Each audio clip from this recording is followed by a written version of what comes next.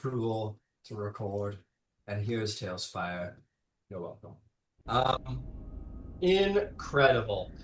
Last session, you guys moved into your new place. Everything's just so wonderful, you know, the goblins and the bugbears and the refugees are all getting along. Oh, I gotta have that goblin werebat show up and just kind of be like a goblin in the camp a little bit. Piss everybody off a little. It'll be great. And but in the meantime, you guys have made your way down to the secret level. Following once more using the tunnels created by the Umber Hulk, you have found the lost level, level 6. And here the tomb raiding commences once again. Last session, you guys kicked the shit out of some largely magically immune flying suits of animated magical armor, kind of. To which Selena was very, very clear that she hated them. And Darwin was probably very upset that at least one of them got smushed in her anger. So only one of them you may extract from it seems. But that's where we are. So far, you went back to look at the super cool door of the Dwarven King, and yet again it did not open, despite the fact that Selena is a fairy princess. Bullshit. And here we bullshit. But we are here. What is the plan, team? What's going on next? As Mar sails back down to the ground, I'll remind you of where you stand. You're in this sort of hemisphere dome, having just defeated these pieces of armor with shields and swords, arcane swords, red mist flowing out from between the sort of openings in the armor, and dwarven sized. There are 2 more doors that you have not gone through in this room. One on the north end of the hall and one on the south end of the hall. So, take it away, Platinum Rest. Take it away.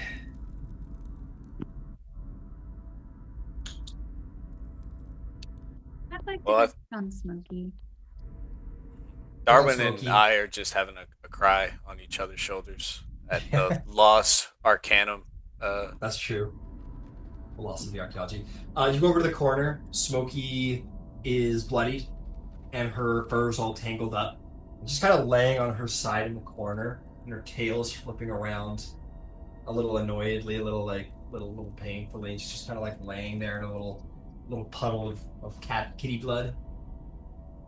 Oh no. Can she use her second wind to regain some hit points? Yes, she lets out a very cute meow and second winds. Oh, okay. I'll just spend time with Smokey. You go over to Smokey, you're like, oh no, Smokey! And she whaps your hand and goes, Oh no. gonna make an I'm animal not the handling one check that to hit see. you, Smokey. Gonna make an animal handling check to see if you can chill her out.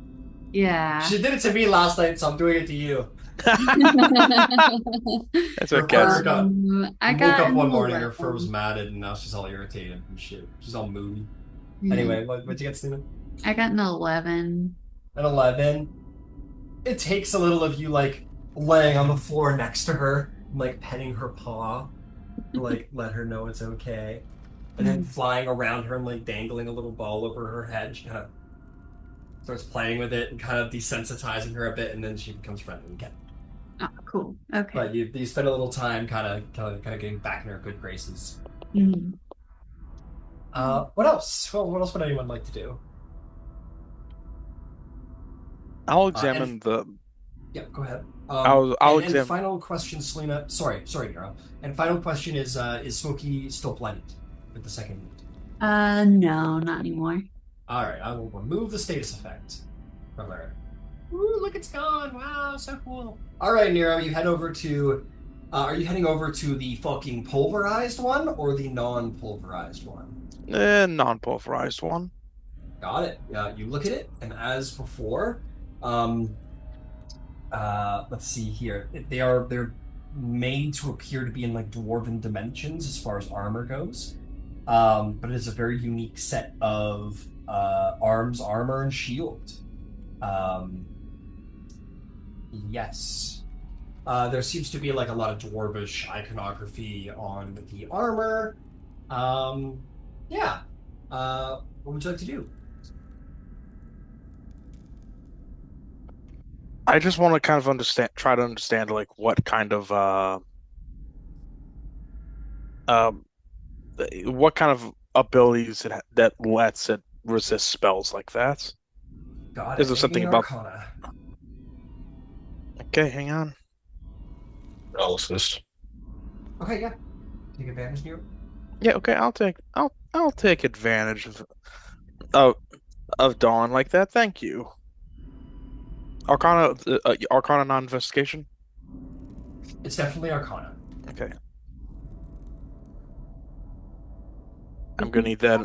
I'm gonna need that advantage. It's tragic. That wasn't a one. Guidance! Okay. You don't I Man, God. I didn't say that. Magic No, initiate he- cleric is always a thing. Okay. What'd you get there, Hero? 3. You got 3 at advantage? Yeah. I only have a +1 to my Arcana.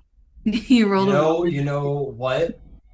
Honestly, it's probably just as simple as putting on the armor. Okay. Hey Charlie, come over here for a second. I want you to put on the armor. Oh, I don't really put on armor. No, wait, yeah, but it's okay. It won't be long. Just trust me with this. It does not look like Tally would fit into this armor. It's built for a dwarf. Well. Tally's far too tall and not strong, and not broad enough for You it. forgot sexy and, Yeah, he's far too charismatic, sexy for this armor. charming. Today. Yeah. What was that? What was that? Kutash. Negator? Kutash, that is it. There we are. Bender IP. I have a thought. You got in my this- IP? I have a thought in this moment. Does Yeah. the Are there like gauntlets to this suit of armor? Do There they have are- like yeah. fingered hands? Yeah, absolutely. Yeah. It definitely doesn't Could I look try like... and put my hand into the gauntlet? I'll tell you what, you can make me an investigation check if you want to try and figure out how to, like, disassemble and take apart the armor and kind of, like, possibly use cool Oh, things okay. out To of be it. honest, I thought it was like disassemble on the ground. Yeah. I'll Well, just it's- speak aloud what I'm thinking. Do we think Okay. that this could count as a hand of the dwarves? like dwarven armor. Maybe the magic is the same. Yeah, could be. Maybe. Only one way to find I out. just had that thought. Muted there, If it Bobby. was made by dwarves, then dwarven hands definitely touched it at one point. Well, yeah, but then every rock in this hall could probably claim that. Yes. I guess I just think it's more a hand specifically. But anyway, maybe there's nothing to it. But we could try. Yeah. Or any of us that have been touched by a dwarf. If it's not like a separate gauntlet that I could like just slide on, then yeah, that's fine. No, yeah, you're looking over this armor, and you as well, Miro, at least would notice this, is that like this is not like this is not like a suit of plate armor that was made by a blacksmith for somebody that could be taken apart and put on. There is no sign of like how to unseal the armor. There's no straps. There's no it That's doesn't sick. disassemble when it It's falls like to the welded ground. shut. Basically, yeah, there's hinges so the arms can actually like move, but there's no sign of actually how to take it apart, obviously. That is sick as fuck. Yeah, cool. I would just suggest to Darwin that you keep this intact one. I think this is very unique. Yeah, I'm gonna go ahead and do ritual cast on identify on the armor to see if I can figure out anything specific on the enchantments. Understood. You cast investigation on it. Um, um, what you're going to note, what you're going to get from it is that this is, you're going to notice a couple things. First and foremost is that these are considered guardians of the dwarven realm, and thus will never attack a dwarf. It would be incapable. They would be incapable of doing so. Even if they're being, well, other than self-defense. If they were attacked by a dwarf, they can self-defend themselves. Otherwise, they simply cannot attack dwarves of any kind. They were meant to guard this door right here specifically. This was the subject of their defense. It's where they've essentially, quote unquote, been programmed to keep an eye on. They will attack to kill anything that is not a dwarf that enters into this hall. We're also going to get something else.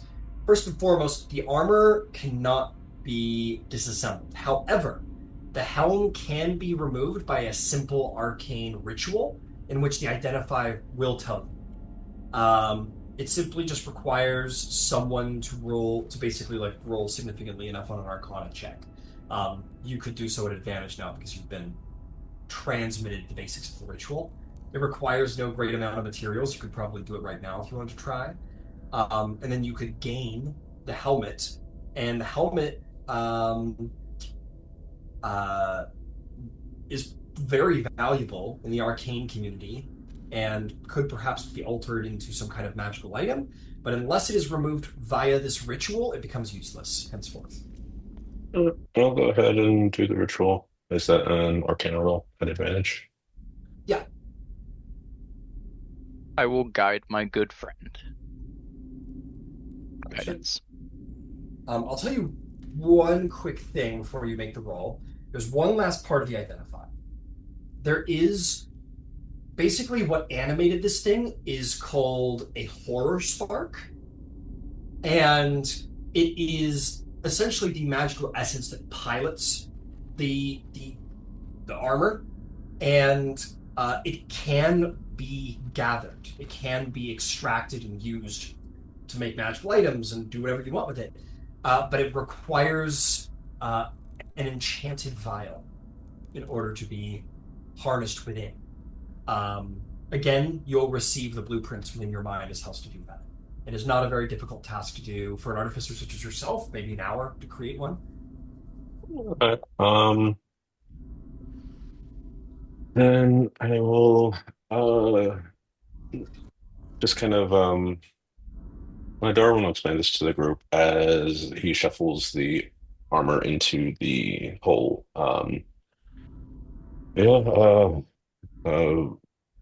Seems these dwarves were very xenophobic. These things are basically kill on sight for any non-dwarf. So if we do see more, have at it. Maybe don't try to annihilate it, princess, because there are valuable items. It's going to take me a bit to make the containers needed in order to harvest valuable items. So I'm just going to check in the hole for now. But it did seem to be, or they did seem to be guarding this door, so probably valuable things this way. Let's go. Cool. And a I quick hate note, them. I hate that. So the horror spark, you know, there's a lot of fun you can have with it as an artificer such as yourself. But the two major implements would be first and foremost to put a sort of consciousness into something and turn it into a construct. So it is the vital essence that can create a construct for you. The second is you can use it to supplement like half of magical item creation costs. So typically what I do is that when you have the materials with you, that halves the price because you're bringing the material with you, you don't have to go buy them. This would eliminate the price if then you had brought that part. So it's pure magic if you Right. distill it. Yeah. Does that mean I could give it to Shield Guardian to give him Guardian to give him personality, or would that like I think make it's him more It kind of independent sounds. than? It kind of sounds like exactly what you were wanting, because you were thinking about doing the aboleth brain at one point, but we were nervous that that was too much. This kind of seems like a good in the middle, where it makes Yeah. it just an animated automaton, Yeah. Interesting. Yeah. All right. not too intelligent that it's sad. I would say like using it and adding it or playing with it with your shield guardian is probably would be like its primary purpose. Like absolutely. Like in the creation and upgrading of constructs, yeah, this could be very useful in that context. Absolutely. Oh, awesome. I Yeah. I'll don't have do much that. experience with these spirits, but I do have experience with spirits in general. I'd be happy to help you corral when the time comes. Oh, sounds awesome. Thank you. Righty. So whenever you guys take a short rest, you could probably you could supplement your short rest to make a file, enchant a file. Being an artificer, I'm going to be much more lenient on that because you can make things very quickly. But anyway, where would you like to go next, team? Are you going through door north or door south? The guarded door or the non-guarded door? The guarded door. The ones that Of the one you're course. guarding. Yeah. Of course, we're not allowed in there, and so we're going in. That makes perfect sense. Okay, you open the door. That's the sound of the door open. Disintegrate. You open the door, and we're going to enter into a room. What? Okay, this room inside is a shrine. 4 statues representing different members of the sovereign host are present. We've got surprise, surprise. Where are you? Onatar is represented. We have, let's see here. We have Bouldery, god of the sovereign of Hall and Hearth. We have where are you? We have Doldern, which is the sovereign of strength and steel.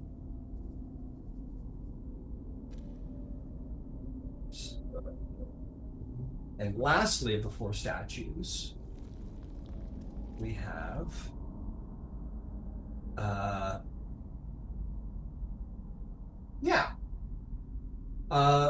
Balinor, the sovereign of Horn and Hunt.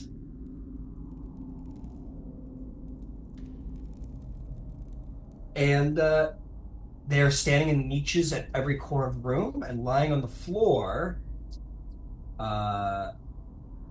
at the foot of Doldoran's statue, the god of war, sovereign of war, is a tiny tapered cylinder of worked brass.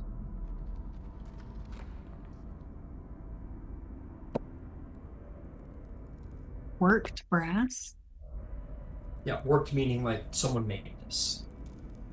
It's basically like a tube that like tapers at the end. Does it look like a scroll? No. No. And it's made of metal. Like a Well, it's made of brass cone. too. Kind of like a cone, but it's not tapered from the very end. It's not a literal cone. It's like straight, and then it kind of flares into a taper. So like a horn. Kinda. It's much too small to be a horn, though. Oh. All I know is you know it's what? still You two. mentioned horn, Selene. I'll tell you what. It doesn't look like a horn, but it does look kind of like a mouthpiece to maybe a horn or some kind of musical instrument like that. Oh, I would like to go up and blow on it then. All right, you go. Go right ahead, princess. You blow on it, and that's what happens. You blow on it, and there's a sound of you blowing on it, and then Oh. then it stops when you're done. Useless. And I throw it over my shoulder. I catch it with my I mage can- hand. The whole party's there, like they're catching Oh, the bouquet at the wedding. And I got it. Going. okay, whoever wants to try and catch it, make a sleight of hand check. Okay. Contested, see who gets it. Can I All the boys are in the purposefully back like going, run into someone as I try to catch it? yeah, for sure. You got your elbows out. Oh, shit. Oh, The I rolled rogue's above got a it. 10 first roll, so it might be a good session for me, guys. The rogue's Yeah. got it. 11 for me. 11. I 11. rolled 11 on the die. You. Oh wait. Yeah. I probably trip. Tally. So, okay, so I'll tell you what happens because I rolled something behind here to see what happens. But considering what you said, Tal'Dorei said, it's kind of perfect. So it flies over Kutash and Nero like, oh, and it flies over them, and it looks like it's going right for Darwin, just like in that sort of like, oh, I didn't even mean it, and then Tally like, boom, like comes through and catches it. Just jumped into a column of metal, Whoa. by the way. Yeah. Yeah, I guess I'll look around the room a little further, though. Yeah, for sure. You peek around the room. I think make an investigation check. Why not? See if there's any secrets, anything special to find. Sure. Oh, I did intimidation by accident. I'll just add the modifier. That is the correct. That would be an 11. An 11. So you know what? I've come to a personal decision, as much as it'll matter. I'm replacing Balinor's statue with Kul Karan, the sovereign of world and wealth. I think that makes more sense. Cool. So you look around, you see the statue of Kul Karan, the sovereign of world and wealth, the guard of travelers and guides. Down here in the dungeon, they were exploring. And it makes sense that they would worship the sovereign specifically. Doldorn, I mean, you're smart. You want to fight off the evil, or you need the god of war. You got Bouldery, which they're Hall and Hearth, which is something dwarves very much care about, and considering the temple, makes sense. And then Onatar. And you've seen plenty of times the statues of Onatar, temples of Onatar around the dungeon. You think that's... There's no... Unlike dwarves, in Eberron anyway, there is no guile here. In Eberron, they're kind of greedy. They kind of got tricks, holes, vaults, secrets, places where they stash their wealth. But here, it seems to just very respectfully be sort of a shrine. And it was defended by those guards because this is sort of the sovereigns that most dwarves would abide by with interest. Cool. Yeah, I think Kutash will just go around to each of the sovereigns, explaining them to anyone that'll listen. So probably Darwin. And yeah, I'll probably place an offering at the one of I think it was Doldorn, Hall and Hearth. Hall and Hearth is Boulder. Or yeah, Boulders. Or yeah, exactly. The one that's kind of like protection for people. And yeah, I'll place a little. Protection for travelers. The god of world and wealth is Kol Karan. Yeah, Kolkaran. That's the one I had intended. Yeah, I'll leave Sure. a little little 25 gold pouch. Just on Beautiful. the. You leave. All right, you leave her there. Also take inspiration as you feel a rightness within you, a certain feeling of a respect given, and it makes you feel like you've honored something important. And yeah, you may take inspiration. Cool.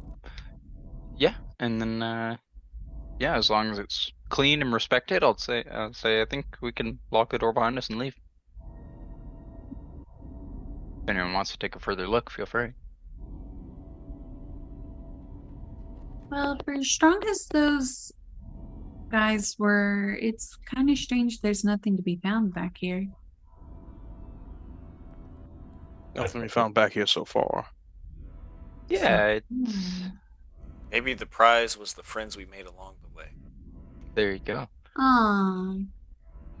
Seems to just be a place of great religious significance to the dwarves, but yeah, I don't really see anything of wealth or any secrets whatsoever. They're probably hiding something. Ding! And I'll use my wand. Yeah, you take out your wand, you flip the wand around, and true to what Kutash said, the value of this room is in the faith that it represents, and not in its treasures. There's Faith. no traps, no nothing. Boring. Yeah, let's get going. Gods. Lame. I'll trip him. Look at that. Yeah, screw that. I want my gold. Invisible uh, mage let's- hand is the ultimate. I trip someone. It is It is amazing. the ultimate I trip someone, isn't it? Yeah. You probably need to be a dwarf to see the door or something. There you go. Maybe you have to Just drink look to one the sky. thing to get like small, and then eat something to get like a little bigger. You know. You should write a novel. You know. Yeah. A lot of time on my hands, but not enough. You know. Narsmar says maybe you have to be drunk to find the door. That's a common dwarven racism, right? Oh, Yes, you did it well. Good job. He's like, I'm fitting in. That's what the look on his face says. To the other door then? All right, you guys leave, kicking rocks, being like, lame, religion. That was awesome. I love that room. Yeah, Kutash is like, this was great. Tally, what's your passive insight or give me your passives, all of them. I want all. Oh fuck! I'm cursed. My passive insight is 18. 12. Nah, I mean, no, Tally. Oh, just I'm sorry. You said all. I thought you meant everyone. You want all Sorry, of my no. passives? I I meant thought all you were of saying Tal's everyone's passives. passive. Okay. No, my apologies. My apologies. You ready? I'm ready. 13 passive perception. Okay, that's all I need. Great. You're the last one out the door for whatever reason. And on the way out, you kind of... You can tell me that if it makes you happy. Why don't you go ahead? 18 passive investigation and 13 passive insight. That's very good. That's very impressive, Tally. You think so? I do. I really do. I will say, you know what? Just for you, I'll say it's your passive investigation Oh, that lets you figure this all out. Your innate ability to sort of like read the room and looking for traps and whatever. You would notice almost like out of the corner of your mind or the back of your head, that feeling of spiritual density around you, of like, always feeling like there's some like a bunch of people following you around before around you couldn't see. You almost feel like for a moment they kind of like stray away from you, and some of them move like as you almost magnetically, like when you move near one statue you feel some of them go over to there, and then when you move away they come back, and then so forth, like they gravitate towards the altars themselves. But and then I'll say your passive insight probably tells you that some of the spirits following are probably religious. Can I sit like in the middle of the statues for a little longer, um, and kind of give any of those souls that need it Sure. time with their god? Got it. You're just sitting there? Are you like meditating? Are I, you just like chilling? yeah, I think he kind of notices that, and he's like, he understands what's going on, and I think he just sits there and kind of gives them just a little bit of time to kind of be near their god, and Okay. if need be, he'll tell the party like, I'll catch up in a little bit. I'm just gonna sit down for a little. And I'll say this is not unusual behavior for Tally, who in game disappears and appears all the time.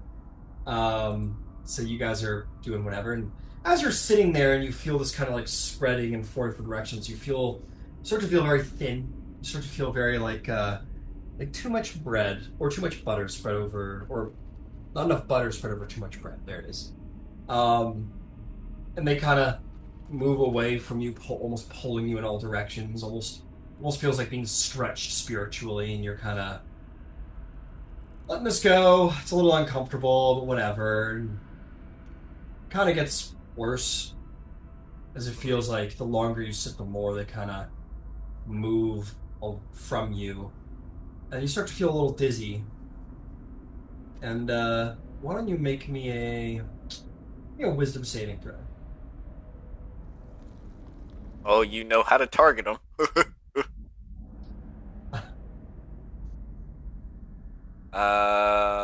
That will be a good old. Unless I have a specific thing. That'll be a 3.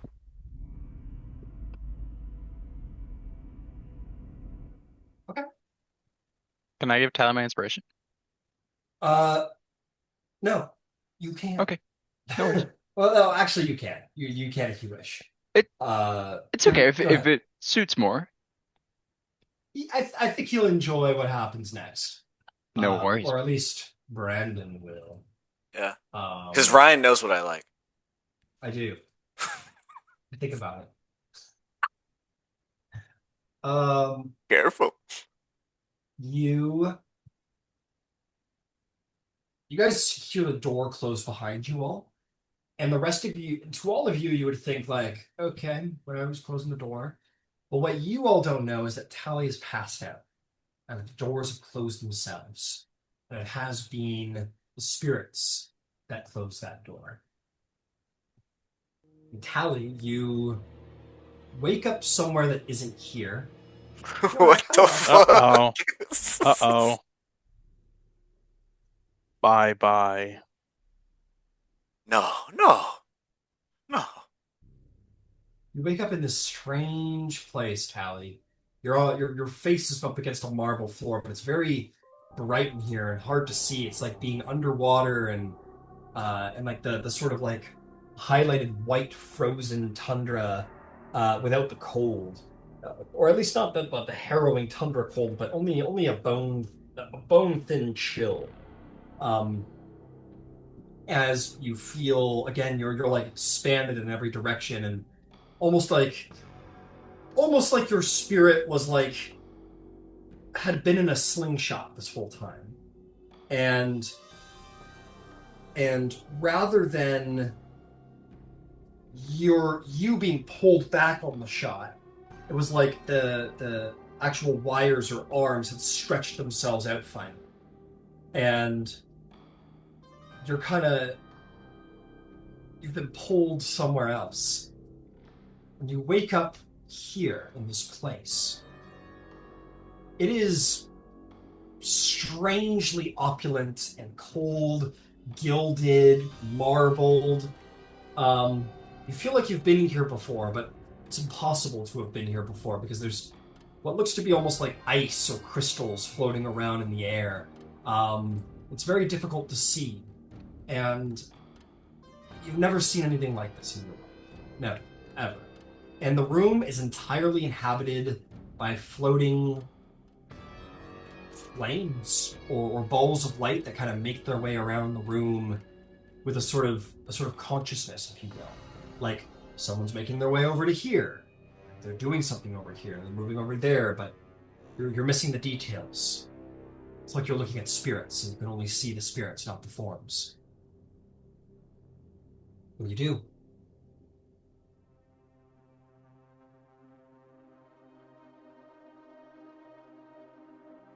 Oh, hello? It's like, again, it's like you're underwater, but in this case, it's like the water ripples you speak. Like you can almost see the vibrations of your voice in the water around you, but you're not Okay. underwater. Yeah, I'll walk to one of these and I guess I'll try to like touch it. Touch it.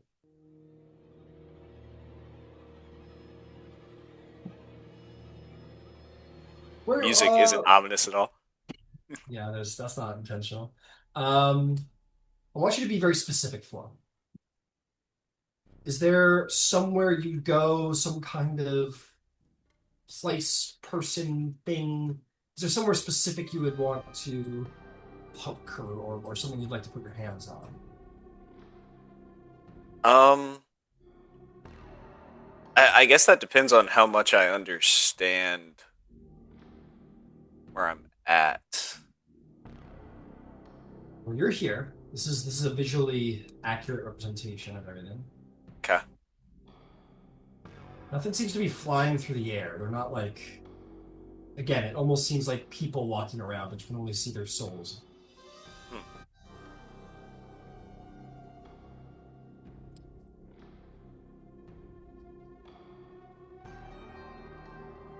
I don't get the sense of peace here, do I? Make an insight check. Okay.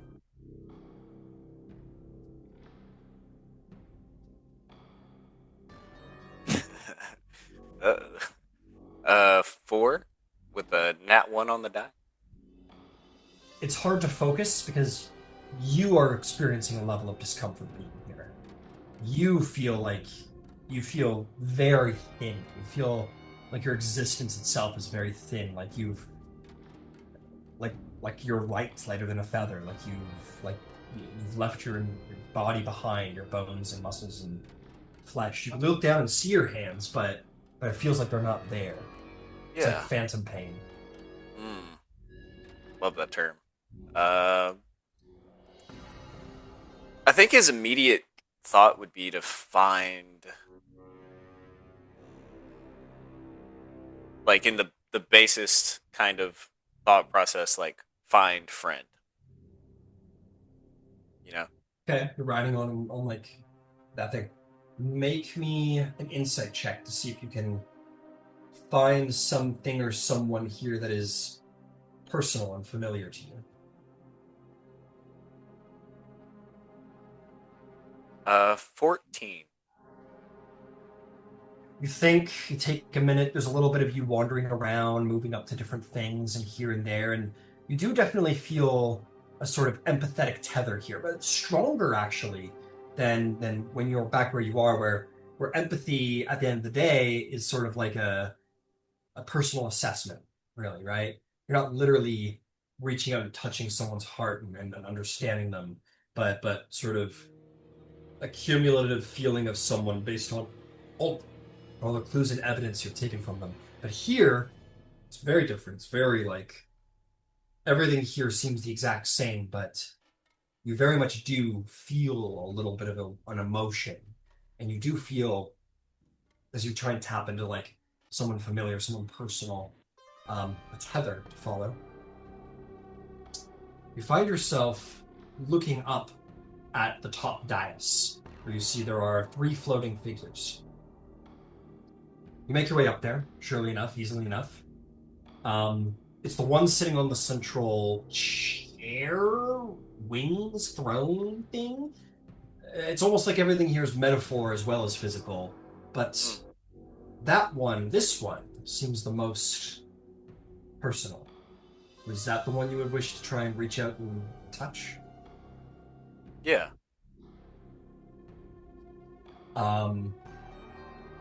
You reach out, and your hand moves through the spirit, and a number of things are going to happen all at once.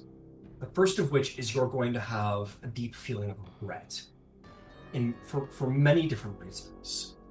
But the first one, the most conscious one to you, is you have committed an offense of etiquette that you would have never done if you had known better.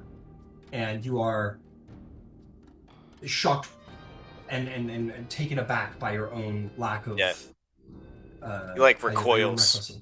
Yeah, like a apologetically in regret.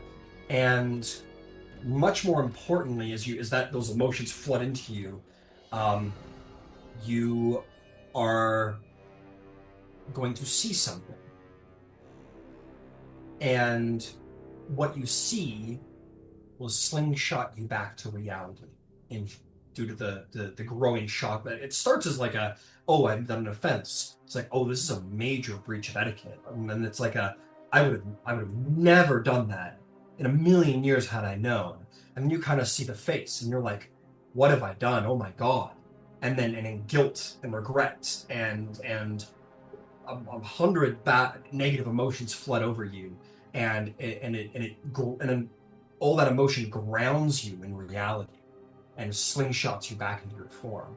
And I'm going to send you a private message as to what you witnessed. It was definitely the ticket checker at the theater saying "enjoy your movie," and I was like, "You too." Just no. You said someone good night when it's in the morning. When someone Have a brings good you day. your food Good and they night. say, enjoy your food, and you say, you too. You're like, Yeah.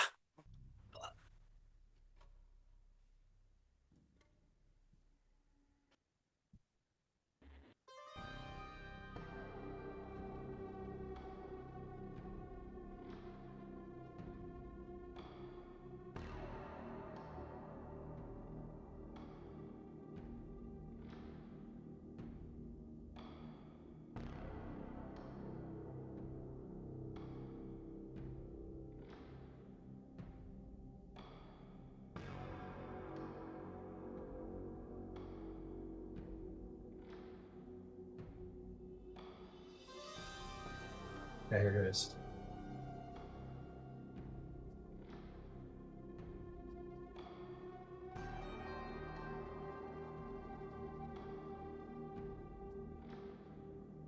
Get it? Yeah, I got it. You are suddenly laying on the throne, or laying on the ground in the shrine back in the dungeon. Kind of come back to consciousness and feel all the spirits have generally rejoined you.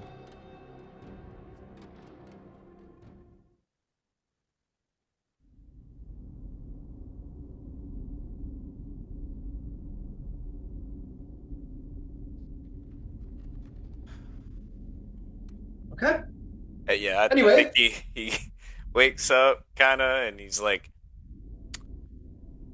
"That is enough." Reminiscing. Yep. And you can move to catch up with the party.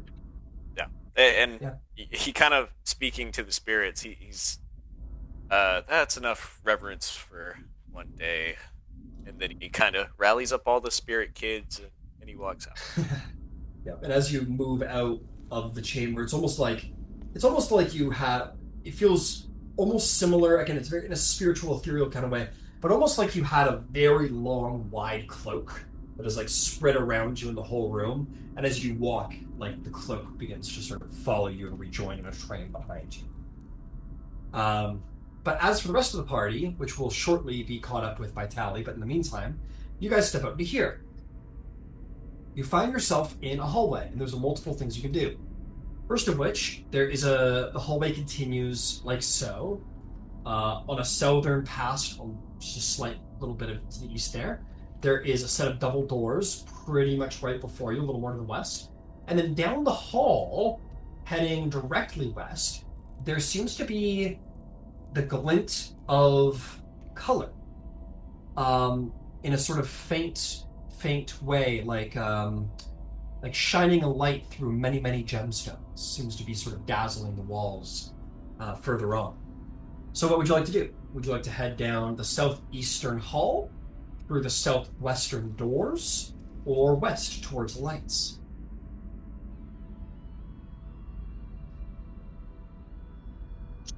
I say we go to the lights because there's always something good at the end of the tunnel with lights at the end of it. Darwin, did you have something to say? No. You're muted, darling. I was just trying to orient myself with where we had explored to kind of, you know, follow the right wall in the maze, and eventually you see everything. Gotcha. But Um, I I'm can't more of a remember. left wall guy myself. well, I'll tell you what, Darwin. I'm perfectly fine helping you out there. Everything south and west has gone unexplored by the party entirely. So you can keep that in mind. Heading east is a little more to where you've already been. Well, Nero East is towards more familiar territory, and we can hit that first to kind of do a systematic sweep. But I don't mind just going for the lights right now either, because that is the more interesting path.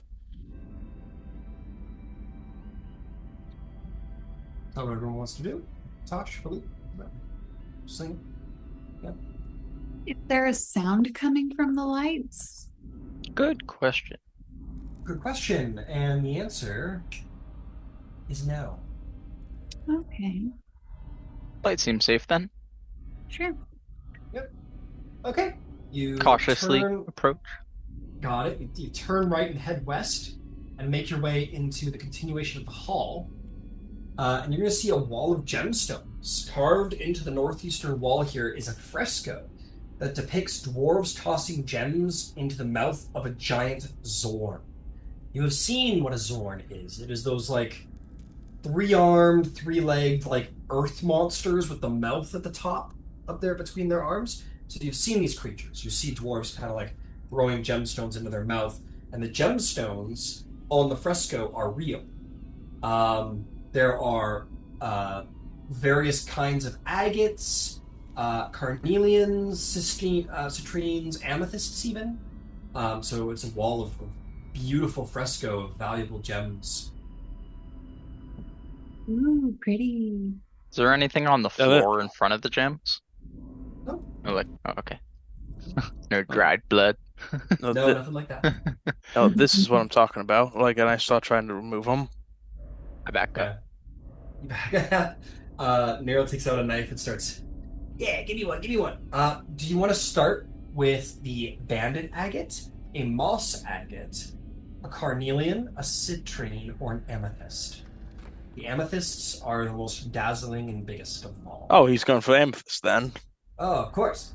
All right, stick your knife in between where the wall meets the amethyst. Go, come here, motherfucker. Give me bait here. And you, and pry free an amethyst worth 100 gold pieces. Nice. Want to keep going? Of course. Hey Well, guys, want to join? Yeah. The water's fine. You have fun. Do I That get was the the only- sense I'll be smited if I take a gem? Are you wanting to insight check the wall and see if it's a friendly wall? Is it like a religious wall? You're not a dwarf. I know it doesn't look religious. It's not I look at depicting the gods princess. or I say, no, it's spirits. not religious. I just don't trust it We've seen lots of things. Yeah, that's true. It's just so pretty. But I like the pretty shiny rocks. Maybe I mean you could probably take whatever it throws at you. I'll heal you if anything happens. I'm just gonna stand over here. Okay, cool. I will try to take one of each. Okay. Nero got the only amethyst on the wall, Oh unfortunately for you. man. Yep. I'll say Nero's, while you guys were talking, got two citrines out of the wall. You can take the last one, Selena. The citrines are worth 50 gold each. how do you spell that?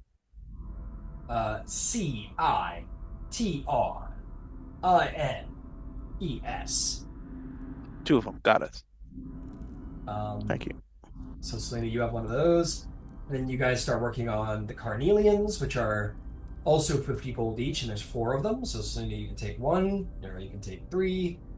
And by the time you have your three, Nero, Selena, you'll already have both a banded and a moss agate, each worth 10 gold.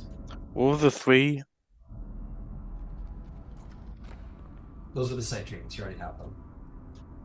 And Okay. at this point, I'm just going to post them all. I'm not going to make logistics out. Okay, thank you. Okay, thanks. out of this. So Selena, you can have one of each. Save the amethyst, and I guess you'll have the rest unless there's debate.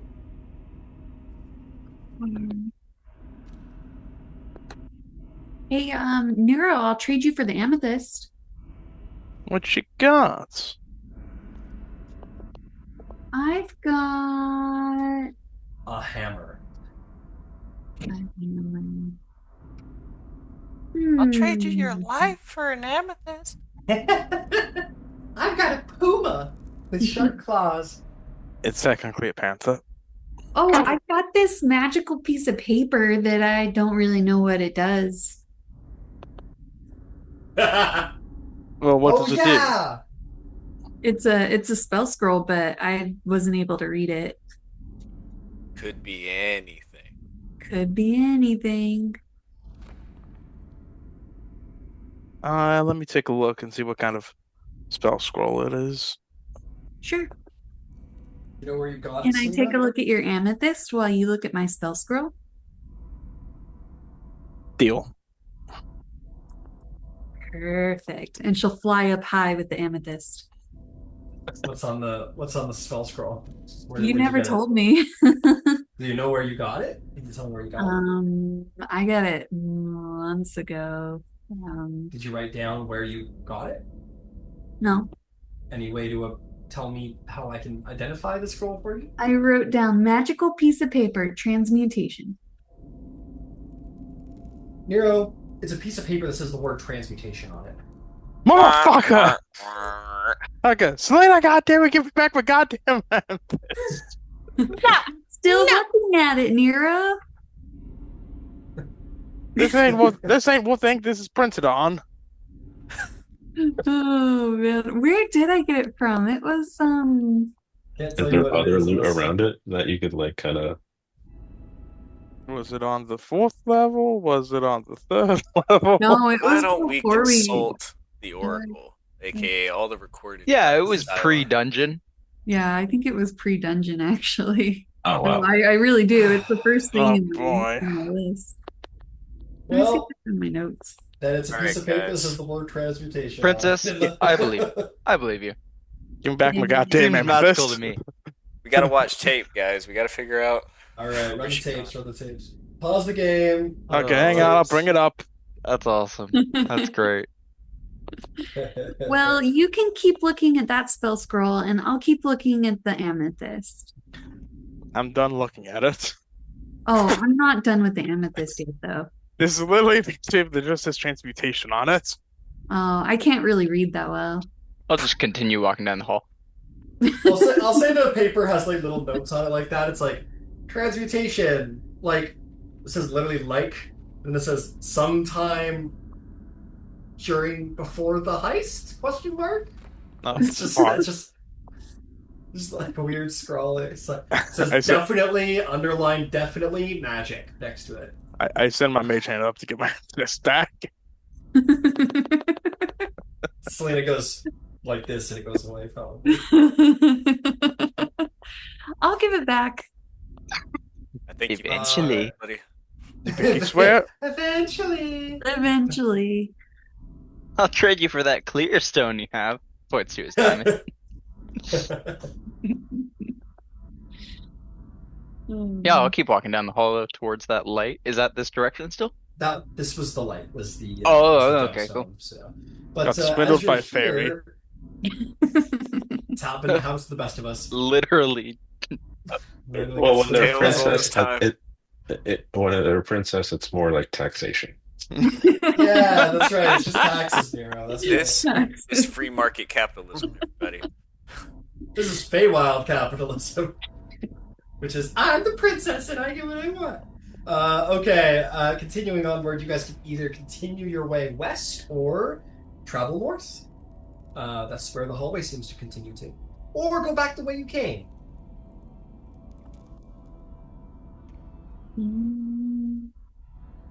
Didn't the other hall open up like this? Maybe there's more gems down there. Like This if seems we to be were. the only gemstone fresco that you've seen that you can see. God damn it. Can we have another term for pictures on the wall? Mural. I'm saying the word fresco because that's what it says in the module. I And that's like why it. this. And fresco is a cool word. Never even been to San I'm Francisco. gonna say the dreaded words. Let's split the party and go both ways. Yeah. No, Got that's a enough bad idea. NPCs for it. Okay, well, Like I tried. Well, actually, when I think about it, Or we'll go Nero is north. here. I go with Darwin. You go. Okay, Darwin is team north. Kutash is team north. Tally catches up at this point. Which one are you, Tally? Oh, never mind. He didn't catch up yet. His screen started. Who I'll else go is going north. north? You'll go north. I guess I'll go south then. Yay! But I'm distracted by my new shiny rocks. Got it. Tally's going with Selena because why not?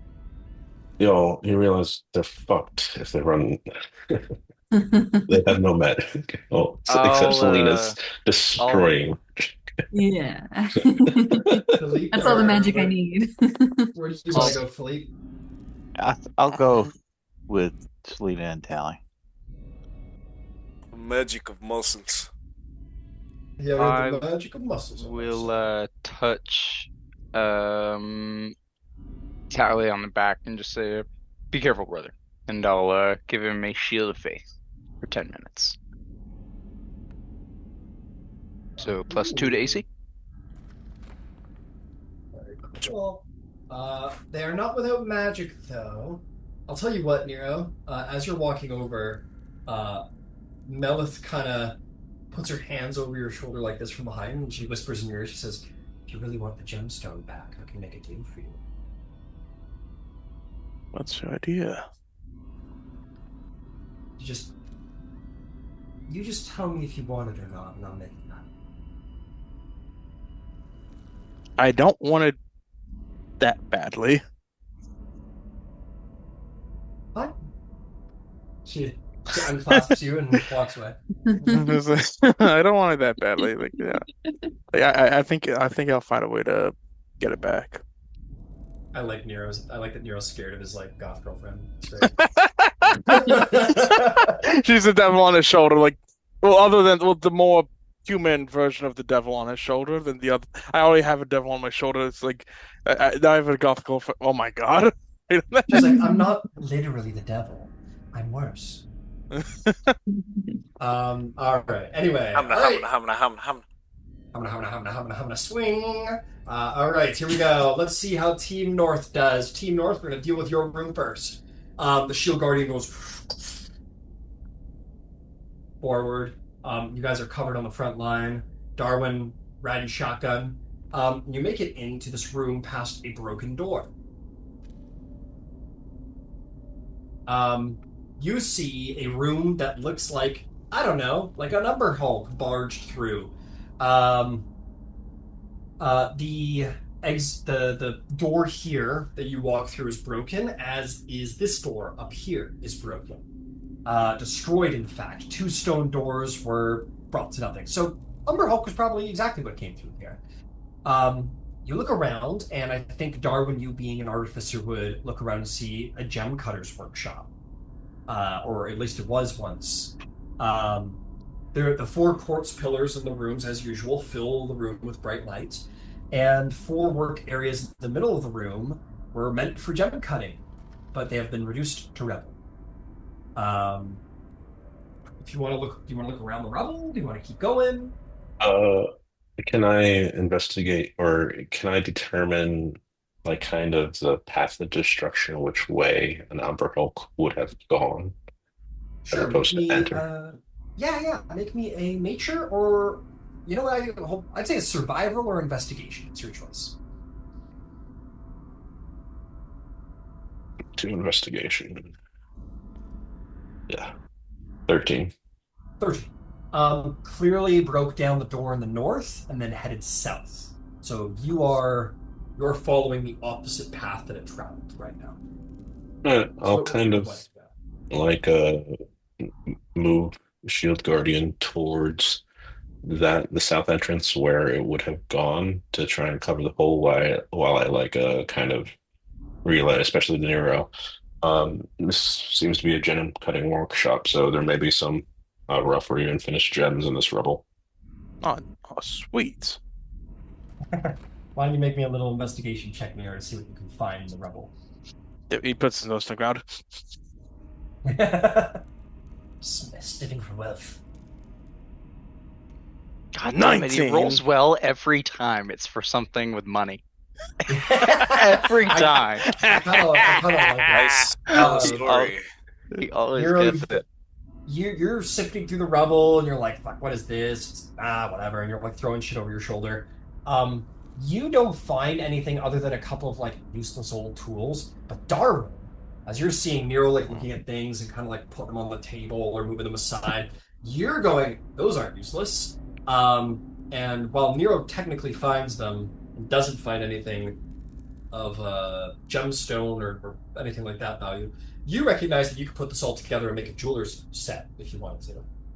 I mean, I'll tell it to Nero, like, yo, if those tools that like that's not trash, you could put them together and have like a dwarven jeweler's kit. I'm sure someone would pay for that.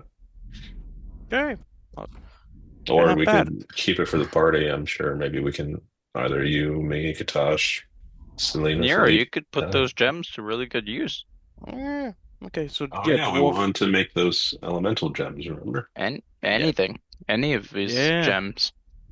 So I think you should look in learning to use those. maybe. So Ryan, it's a dwarven jeweler set. Yeah, so I would just add jeweler's tools to your inventory, and you can note down that they're like a dwarven make. Yeah. I know how to use them in case you don't, but and if you want to kind of look into it, I do have a book on gem crafting I could give you or lend you. I'll think about it. Thank you. Excellent. I assume you guys want to continue north?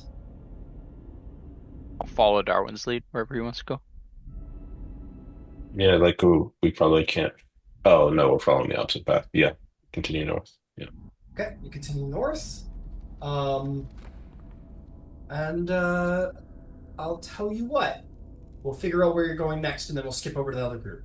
Do you guys want to go this way? Or do you want to go this way? Or straight on?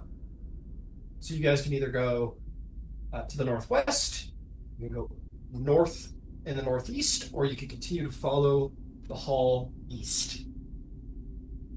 Three choices. I would say northwest. So, Then Northwest? there's at least two walls. Cool. All right, put your hand on the left wall. Keep on going northwest. We will circle back to you guys in a minute. But for now, we're going to check in on Team Fairy Thief. That's going to be traveling along. Travel, travel, travel. You guys go south. You're going to get to about here, but you're going to see that there's two things before you. First and foremost is this hallway continues on, except the moment you appear near it, an invisible barrier is going to appear.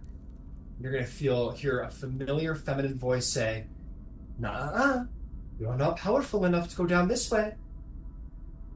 Better go do something else." Okay, Dungeon Mommy, I'll see you next time. I, um, and that's all you get. Yeah, you keep on keeping on. All right, down the doors you go. Just doing a little quick little decorating. There we go. Cool. All right, you pop open the double doors. And you are going to see a room. Wow. 4 quartz pillars illuminate the otherwise empty room. You're not sure what the purpose is here, but there's no furnishings or anything like that. There's a door in the north, but other than that, it seems like a pretty plain room. Can I look around for a secret door or something like that? Sure, make an investigation check. Oh boy. There's a double doors to the next room. Oh, I rolled a 15. Hey, 15. Selena actually looks around pretty thoroughly. You guys are impressed. She's like checking seams in the wall, maybe like copying some of you as you've gone investigating. But unfortunately, you don't find anything of great interest. No secret doors as far as you can tell. You did. Onward.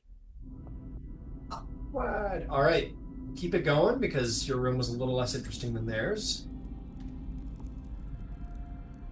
Cha! You kick open the door. Let's see here. You open the door. Boom! You open the door, and you are going to see a stone chamber. Actually, you know what really happens, actually? You open the door here, and the door you're approaching the door. Before you can open the door swings open towards you, and you're going to see a massive, angry Umber Hulk standing in the doorway, and it goes. It probably much more intimidatingly though, and sort of roars at you guys. That's where we're going to roll initiative. Okay. Is this the same Ember Hulk that we saw earlier? It doesn't have a massive cavernous wound on its back from your hammer, so no, you don't think it is. Oh, okay.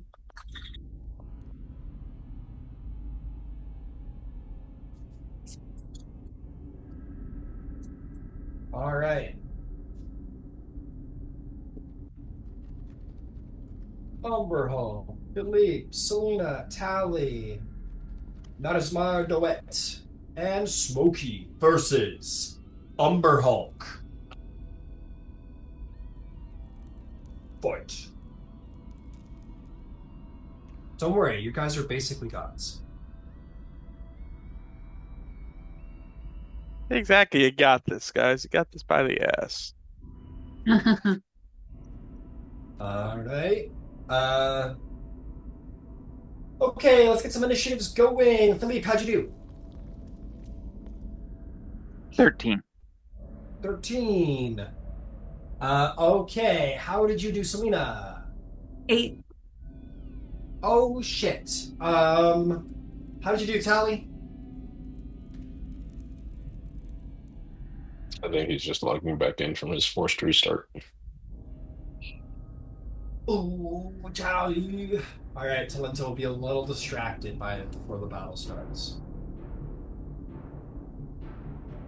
Well, he's got Um, +2 AC, so he's safe. +2 AC. Oh, right, because your spell. I was like, what does that have to do with that one? I'm gonna roll for Tao. I'm gonna make a decision for him. Tally He just rolled. did it. He just did it. Oh, okay. 19. Nice. So he'll go first. Great. All right, Talenta Jones. If you're with us, Brandon Fornaboros, what do you do?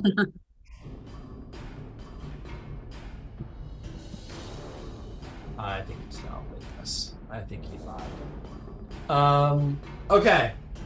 Well, whenever we hear from... Oh, he's rolling dice. Okay, He's it looks rolling like his he's axe. attacking. With his rapier. It's I'll like, It's like it's narrate. like playing with a ghost. it is like playing with a ghost. It's kind of not far from the truth. Okay, I saw like a 26 or something like that? You'll hit. Go ahead and roll damage. And it's a natural 19 on a champion's rapier, so that's a crit. You may roll crit damage. Um,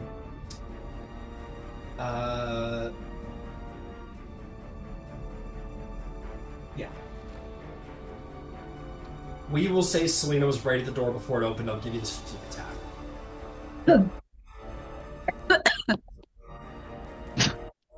What are you coughing for over there? No What reason. are you coughing, Leave her alone. over there? Leave her alone. No reason.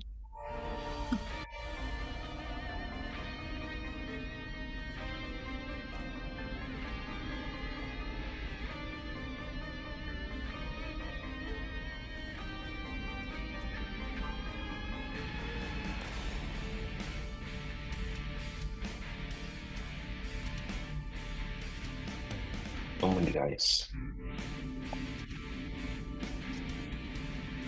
Brandon, can you type your damage in the chat? Brandon, if you can hear us from the other side, Blink. type your damage into the chat. Oh, Let us know you're there. Oh, Spirit, what do you want from us? Oh, great spirit, how much damage did you deal? It's okay, I have to interpret the signs, guys. Okay. Let's see here. He got a 3 on his d8. And he has a +4 on his rapier. Oh. Nope. Okay. So 3 + 4 is 7 + 8 is 15. 42 damage total. 42 damage total? Wow. This is so strange. Alright, 42 damage. Alright. Amazing shot off the bat. The creature is almost bloodied in one hit. Alright, Talenta Jones. Give me a sign. You want to disengage and run away. I need an Ouija board. Somebody. Disengage. Disengage. Okay, he disengages and runs back. Thank you, Great Spirit. Be at peace. That'll bring us to Philippe Gaston. Oh, we'll step forward. As bonus action, I will activate Warbringer. Warbringer. And then I'll swing for the fences. Hell yeah, go for it. AC 23. Hell yeah.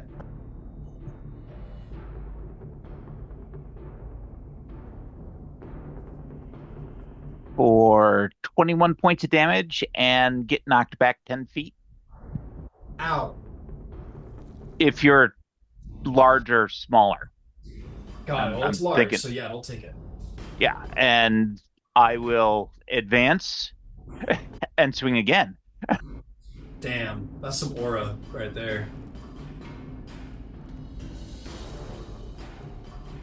What's knocking him back 10 feet, out of curiosity? Push. Mastery on the Warhammer. Hell, that's pretty fucking good. That's a good mastery. Oh, I didn't want to click that side. I wanted to click this side. Stop it. AC 26. Hell yeah.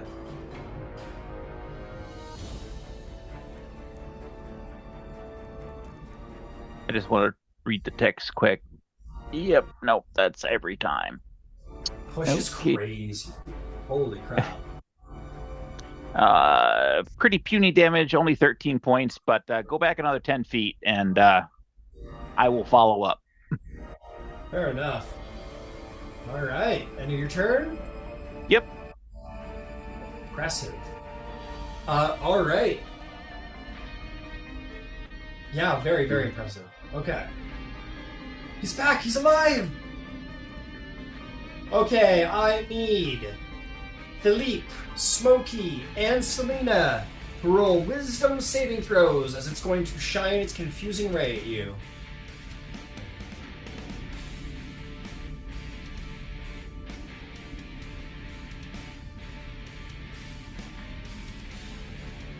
You know what?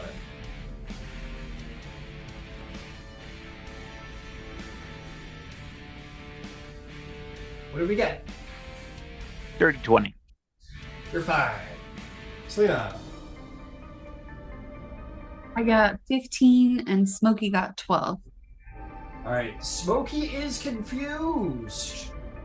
Oh, She cannot take a reaction. And we will deal with her in just a moment. He is then going to swing his hands at Philippe. Alright, first one. Really sucks with a 15. That will not hit. Alright, next one is a natural 1. That The will third also one not is hit.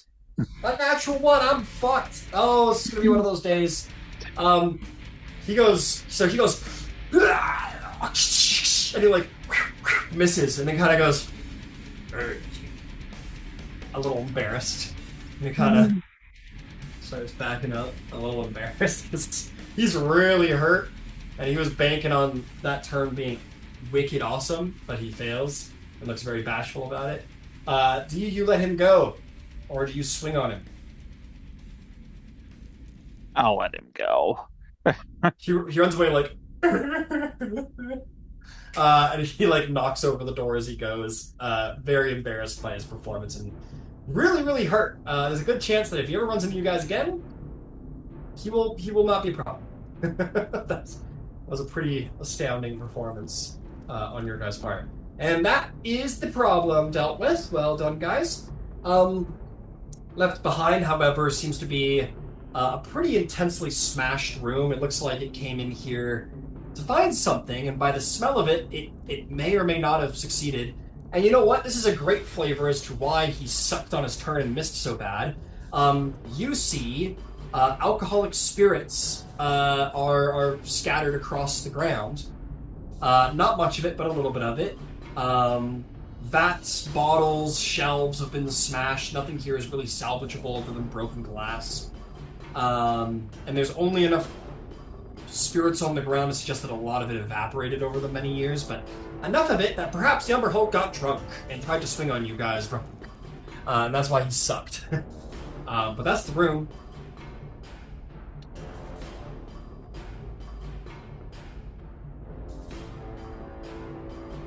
Okay, team, why don't we first actually roll a d8 for Smokey, Selena. Just for flavor. Let's see what she does. Roll a what for Smokey? A d8. A D8. Okay. 1. You guys are going there, and Smokey's like, you see Smokey's eyes are like crazy dilated. And she just stands there like, she looks like she just had a substantial amount of catnip, and is like looking at the like colorful quartz pillar, like, and then she kind of like puts her paws on it like it's a scratching post, and kind of like slides down it, the ground, and keeps staring at it. And she looks like, you're like, what the fuck is going on with her? And then a couple seconds later, she kind of like, and then trots up back after you. Okay, let's go to Team North. All right, Team North. Shield Guardian is making its way forward. All right. As it does so,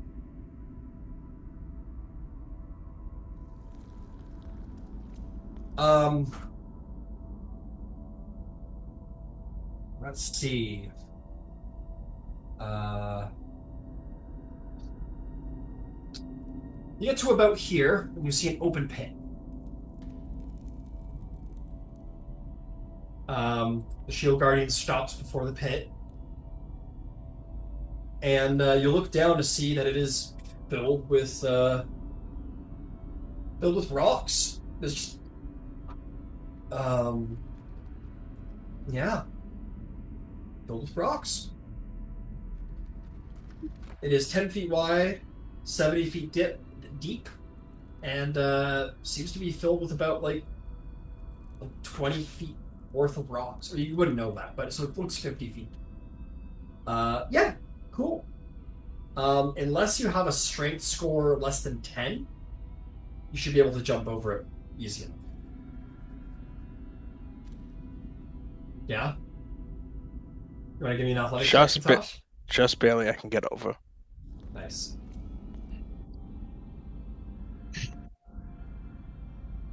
Darwin, just to make sure, you don't see anything down there, right? I was thinking about casting Detect Magic. I feel like there could be. Sorry, I was muted. I looked down there. Make a perception check. I'll cast. If I cast a light cantrip down into there, will that help him? Yeah, you can pick up a rock, cast light on it, and kind of toss it in. Sure. Yeah. Right, I already have advantage on it. Oh, okay. I rolled 2 11s. 14.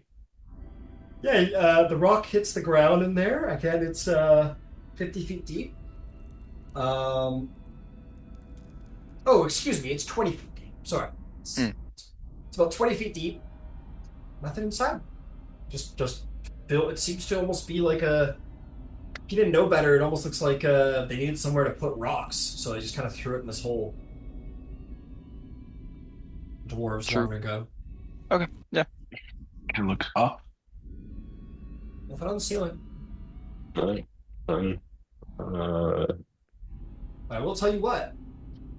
Kutash, you're like, okay, great, from the other side, because you can't quite make the jump. But as you look up at your old pal, Nero, and Nero's girlfriend, whatever her name is. Oh. Her name's Melith, and she's not my girlfriend. Yeah, exactly. But you do see coming up behind them, sort of like slowly, they're not really noticing because their attention is on the hole. You see one of the Zords, one of those massive earth elemental, like gem-eating creatures. That seems to be looking, it's one big bulbous eye at Nero's coin pouch with its mouth open. Can I do a general check? If I were to do a fireball, would they be in the range? Not necessarily. Okay, yeah, I'll whiz a fireball right past them and say, Right. "Behind you!" Sash goes, behind you, and charges up a fireball, and you're just like, and then you look behind you and see, and we'll roll initiative. Okay. Nice. Oh, good work. Whoever got that. 18 for Splitting the Kutash. party's going great. It's not really splitting the party at this point. It's just kind of making 2 parties now. No. We'll go.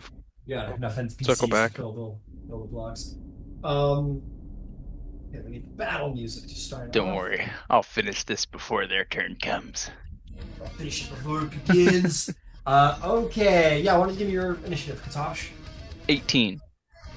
Yeah. Nero? 22. Hey, Darwin? 3. Aye. All right, Darwin, you're much too concerned looking in the hole, unfortunately. But Nero, you turn around. You and Melith turn around. The two of you go. As it approaches, what do you do? Okay, I'm gonna.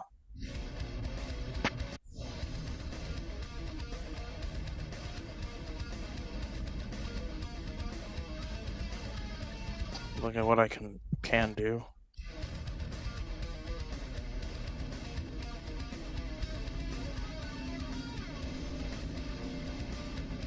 Okay, I'm gonna try.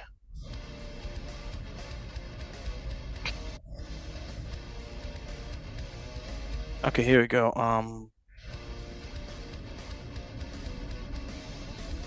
gonna use 2 sorcery points to quicken the spell.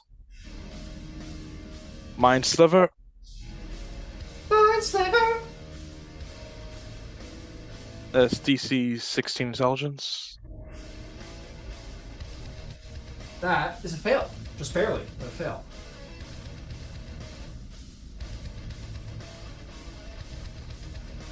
It takes 5 psychic damage. Negative 1d4 on its next save. And I'm gonna, for my regular action, I'm just gonna cast. I'm just gonna cast Blight in its face. Woo! Big one. Hell yeah. All right, con save. Yeah, con save 16, negative 1d4. That'll be a 15 on its part. Hey, it's a failure. That's a failure. What are you, Canadian? Hey. All right. Good job. What is the damage? It's more of a New York accent, but whatever. But yeah, I just reel back in surprise and then just but let out the Mind Sliver and just charge up the Blight out of my hand straight into its mouth.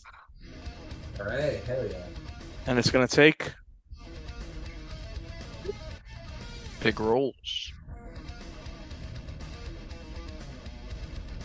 45 necrotic damage. Ouch. Yeah. Creature screeches as like rocks begin to fall out of it, and all the flesh in between sort of goes black and necrotic, and it very much like rock just starts to fall off of it, like a rock in the middle of a river that's been long eroded by it, and it just starts to like lose volume in its form and screeches in pain. Yeah, you bloody it in one hit. Well done. Damn.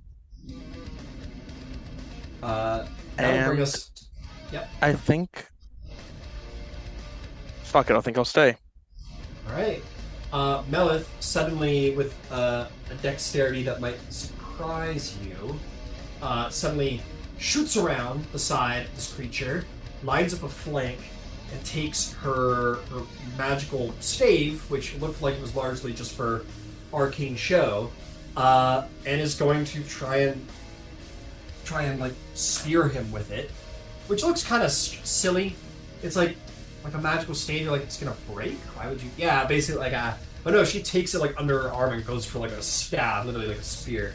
Like with the pointy end, yeah. Yeah, definitely with the pointy end.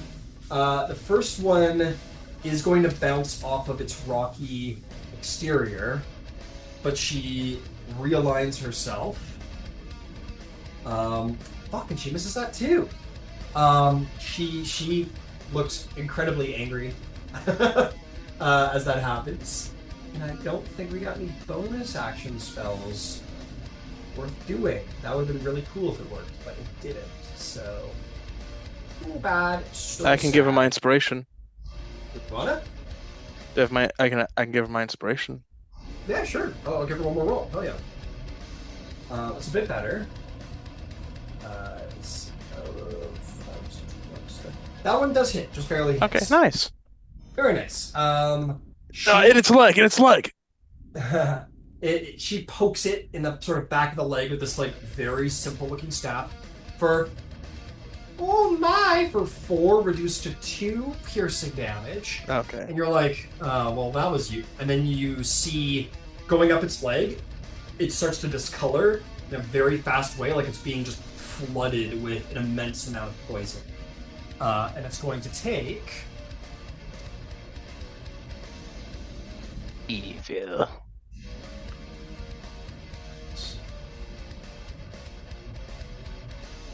It's a 25 points of poison damage. Okay, not bad. Yeah. And I'll say that that leg. Oh, actually, that kills it. Damn. She stabs it in the back of the leg, and you're like, oh, well, that was some. And then you see, like, this poison just under the flesh starts to, like, go up and, like, makes its way halfway across the body until it goes limp. And it's just kind of laying on the ground like a paralyzed fish until it stops moving. Yeah. Like, I kick it to make sure it's dead. It kind of twitches, but generally reduces itself into a pile of rocks. I Mostly still saved my form. spell slot. There you go. Nah, I go over to Melith. Nice stick you got there. What? Oh, I could. Yeah, she raises an eyebrow and kind of chuckles and says, "I could say something very lewd right now, but I won't." Yeah, good job. Excuse me. Darwin calls over to what's her name again? Mel. Melith. Mel. Alice. Excuse me. Did you just poison a rock? I did. She kind of puts her staff down. It's not about the stick, boys. It's how you use it. I would very much love to study your poisons at some point. I bet you would. Okay, fair. He wants to study her stick. Okay, keep your secrets. She gives you the wry look of someone who's she's having her fun. But either way, that A little brings us, help over here. Oh, right. I'm just- You want to make me an athletics check to try and give it the jump? Can the guardian just jump back and carry me? If you want, yeah. Yeah, Yes. I would prefer that. The guardian doesn't even jump; he just like steps over. It just kind of is like a And long I step, just like and it grabs take you him by the up, back of the like shirt. a bride at the altar, and I put my legs up. Yeah. It It has just you in like vaults one over arm. with your massive arms, dude. Takes you in one arm like that, and makes its way These are over. for show. And Thank you. Pats you on the head a little. Ba-la-la-la-la. Good reference. And with that, the battle is won. No fireball required, unfortunately. That would have been Hey, cool. that's fortunate. Hey, that blight was Yeah, it was pretty nasty massive. spell, man. Good work, Nero. Yeah, when I I- get it off, it fucking sucks to be on the other I- end. You stood and fought. That was good. That says you do seem to have some talent about you, Mr. Dustball. do you want the honors or do you want me to handle it? I'll let These you things have handle a powerful gland in them, so You could. I'll trust you to handle this. okay. And I'll say to Melith, wouldn't be alive. I wouldn't have lived this long if I didn't have anything good about me. Cocky, I like it. It's not cocky if you can back it up. Oh, sure it is. Maybe an Arcana check, Donna.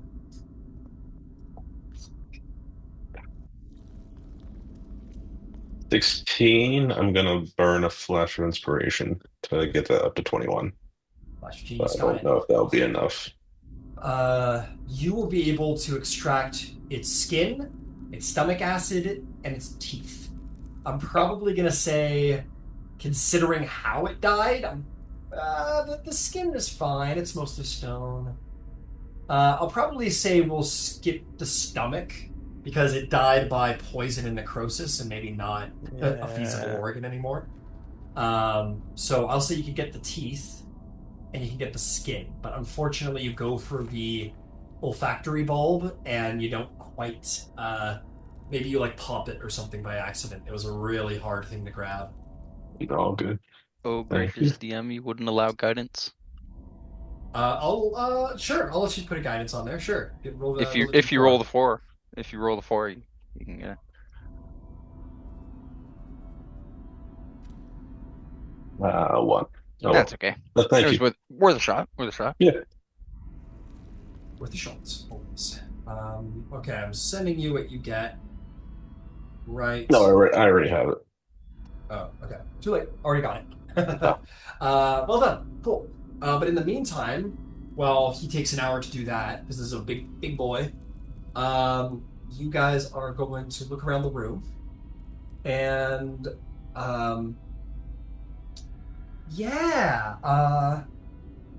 upon the wall you see lots of little slots where clearly gemstones were extracted at one point.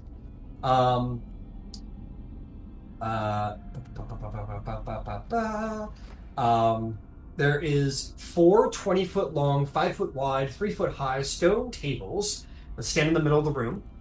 And right in the middle are piles of broken rocks in the middle of all of these tables. Some rocks as high as 6 feet. It looks like the Zorn was picking through the rocks and licking and eating and licking the gem dust off of it. Actually, you wouldn't have seen that because they attacked, but it's fine. Yeah, that's what you see. Unfortunately, there are no gems in here. It was literally just like trying to take the last of it off of there. But let us go to the other party before we continue. Or actually, maybe we'll see what you guys want to do. So the only way out seems to be to the south, which leads back to the original hallway you came to. So this is the broken gem cutting place. And then this is kind of the map after that, right? So you can head south, and if you head north, you find yourself right back at the beginning of the dungeon. So my question is, do you guys want to continue your solo adventures into deeper parts of the dungeon, or try and find the other party? We should probably go find the other ones. They're probably gonna get themselves in trouble. They don't have any magic to help themselves out like we do. Willis says, what will they do? Willis says, what will they No, I do mean, without us? exactly. No, I mean, no, seriously. Imagine if the monsters snuck up there. They'll go, ah! They didn't have any necrotic blast like blight from me to help Yeah, help them they'll out. cave its face in, as they will yours if they hear you speaking like this. If he would as if. There's a lot That's of deadly true. people on that other team, just saying. All right, you guys begin to head south to find the other party, but that'll take a minute. Not too long, but they still need to do the footwork. Whereas you guys find yourself once more in the sort of this broken old place over here. So what's next for you guys? You've got some options outside the den. You could go through the door that the embarrassed upper halt left out of, the embarrassed and drunk upper out of. Or you could go through the door to the north or the door to the south. I don't care. North door. All right, Tal'Dorei slips his head in the north door and finds actually something pretty cool. You find this chamber that seems to have a familiar arch on it, with 3 keystones. This seems to be one of those magical gates that old Hallister has set up around the whole place. Carved into the arch's gate's keystone is the image of a rust monster.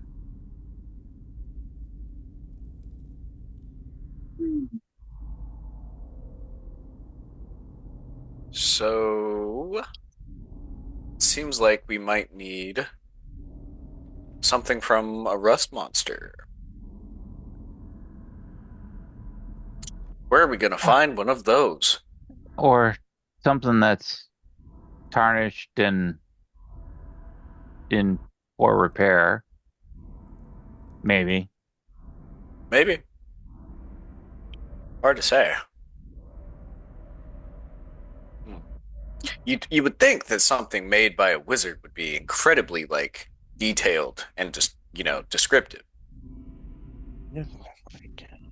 I guarantee you he knows what it is. He didn't make it for us. He made it for him. Yeah, I guess so. I guess if So- they get too detailed and descriptive, that's when they go to teach at Wizard College or whatever. Mars says, do you really think that a mad mage is carrying around a rust monster to get through these things? It's a That's good why point. I think that it's probably something that's already corroded and decayed. Or rusty, one might say. Uh-huh. Do I have anything rusty?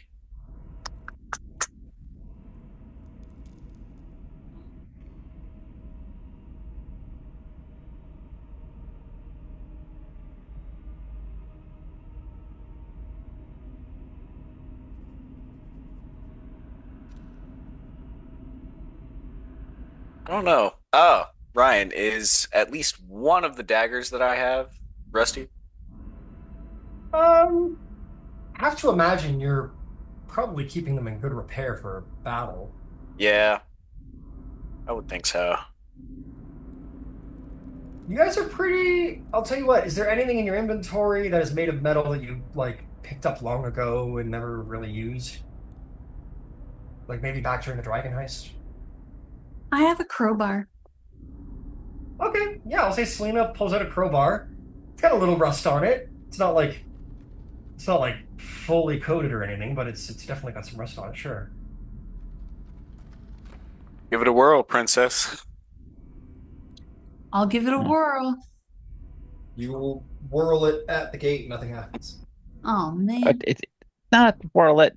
Tap the 3 keystones. I thought it was a wand. Both I bases do and like the idea keystone at of the some top. Tally. I do like the idea of Tally saying, give it a whirl, so then he goes, okay. No, Yeah, like tap it. Ugh. Yeah, I'll tap the keystones. You tap the keystone with your thing, your crowbar, and the crowbar, like in a matter of like 2 or 3 seconds, completely coats and rust and disintegrates in your hands as if it had rusted over hundreds of years in a second. Oh man, that And was my then favorite crowbar. It's the only And then- crowbar. And then my favorite crowbar, it's rusty, you haven't touched it. And then the gate goes whoosh, and the magic floods across it and opens. Who wants to go through? Cool. I'll fly through, see what happens. Sure. You're so All right. good at opening these. You fly through. As you fly through, Selena, and while you're in the only thing that you experience from one, it's like walking through a door, really. It's just that you can't see what's on the other side, and you get through the other side. But for a split second, a terribly complex rune appears in your mind eye just for a slip of a second. And I need you to roll me any even-sided dice. All dice are even-sided. Yep. Not a die 7. Oh yeah, touche. 2. A 2. Okay.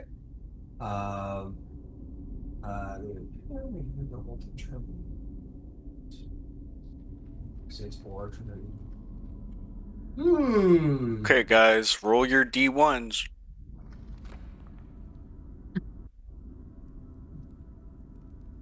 Let's see here.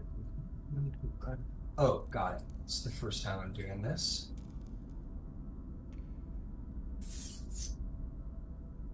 Okay. 1, 2, 3, 6, 7. Roll me a D10, re-rolling on a 10. Okay. 2 again.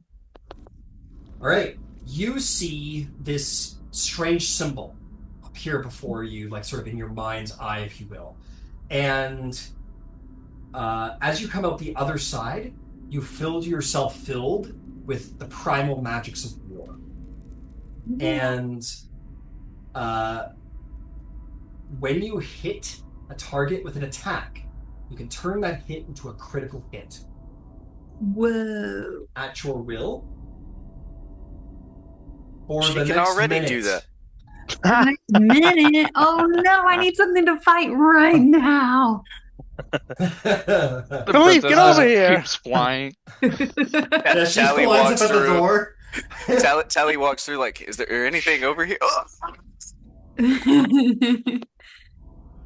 wait, Selena, no! Don't. Please don't. Okay, excellent. But yeah, you have this power. You feel you have a crit in you for the next minute.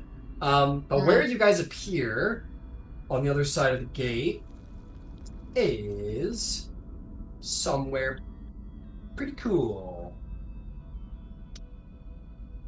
Okay, you guys appear in an archway that you have seen before. You recognize that you are standing. Where are you standing? Oh, you were actually standing in the secret armory behind the Tarkanan outpost that you originally wiped out. This is the room that Tally banged and then killed the undead. He And banged her and killed corpse it. is still. Oh. And her corpse is still. Her skeletal corpse is laying on the floor over there. We still don't know in what order. You're muted. You're muted. That means had sex with it, Nero. Yeah, okay. I think I forgot about that part. I forgot that thing happened to your character. Okay. Sorry, that's fine. I need something to kill, and I'm gonna fly forward for the next minute, trying to find something to murder. You fly forward, literally on the warpath. You're gonna turn a corner and you're gonna see a giant rat. Oh my god, this rat's about to die. All right, you go. Roll, and the rat goes. And you may roll an attack. Roll an attack roll on this rat. No weary traveler, would you like any Is he a wares? cute rat? Is he cleaning himself right now? Yeah, sure. 18. He has a No! monocle, 18 a will top hit. hat. Roll damage. This will be considered a crit. Yeah, crit. Oh my god. This rat was doing nothing but minding its Perhaps own you business. can help me find my family. Oh, Oh no! 23 points of damage. You go. And then like anime slows down. The sound effects are crazy. The rune actually like expands off the side of your hammer as if reality is altering to damage this guy as hard as possible. And the rat flies down the hallway, smashes into a wall. There's a big dust, and when the dust clears, you see Sharn in his human form, like this, and peels off the wall and falls to the ground. Oh, Save him! oh. He's alive, right? Full dead. I didn't smite him. I'll feel bad and go put a lay on hands on him for 5. You put a lay on hands on him. He's not dead. He's just unconscious because, as a were-rat, he's immune to bludgeoning. But you hit him okay. so hard that it overcame his resistance and knocked him out at least. So he took no damage, but he's out like a light. And in this moment, you see 2 goblins run around the corner from the goblin market and go, "What? Ah! What happened? What's going on? He ran into my hammer.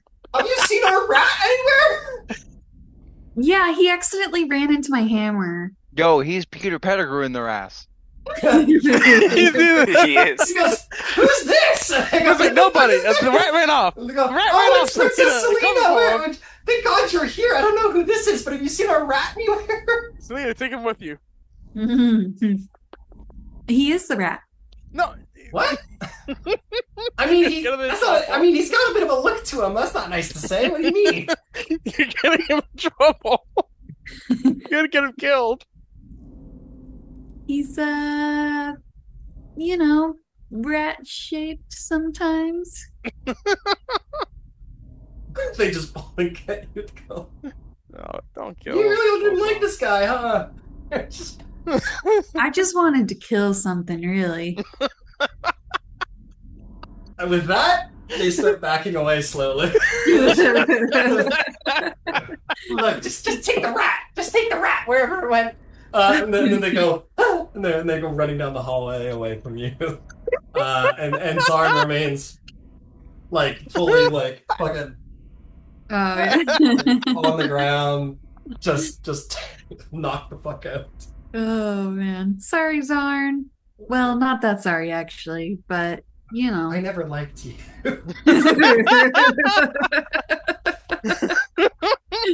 You'll be okay, and I'll go meet up with the rest of the party. Whew, gotta get that out of my system. What was on the other side of the portal? Oh, Yeah, you're here. You Oh, wound up okay, in the okay. armory. Yeah. You wound up in the armory behind the Tarkanan, the original Tarkanan outpost you guys went down. Probably just walked in the room and just saw him sail across. Yeah, you walked in and you're like, "Oh, I'm in the armory," and you see like the corpse of the unbent, and you're like, "Oh shit!" And so he goes, "I need to kill something now," and then flew away. And then you probably like heard a boom, And the sound of a wall cracking, you ran over and saw like Zarn laid out under Selena's hammer form, and these Oh, goblins like backing off. huh. I'm telling You you, go he back. ran into my hammer. I didn't hit him. I didn't see anything. You know what happened in Zarn's mind? He turned around and saw you, Selena, and he went in a rat form. He went like to hug you, and you flew over to hug him.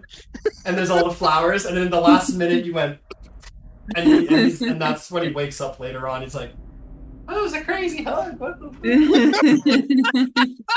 Is that how they greet people in the Feywild?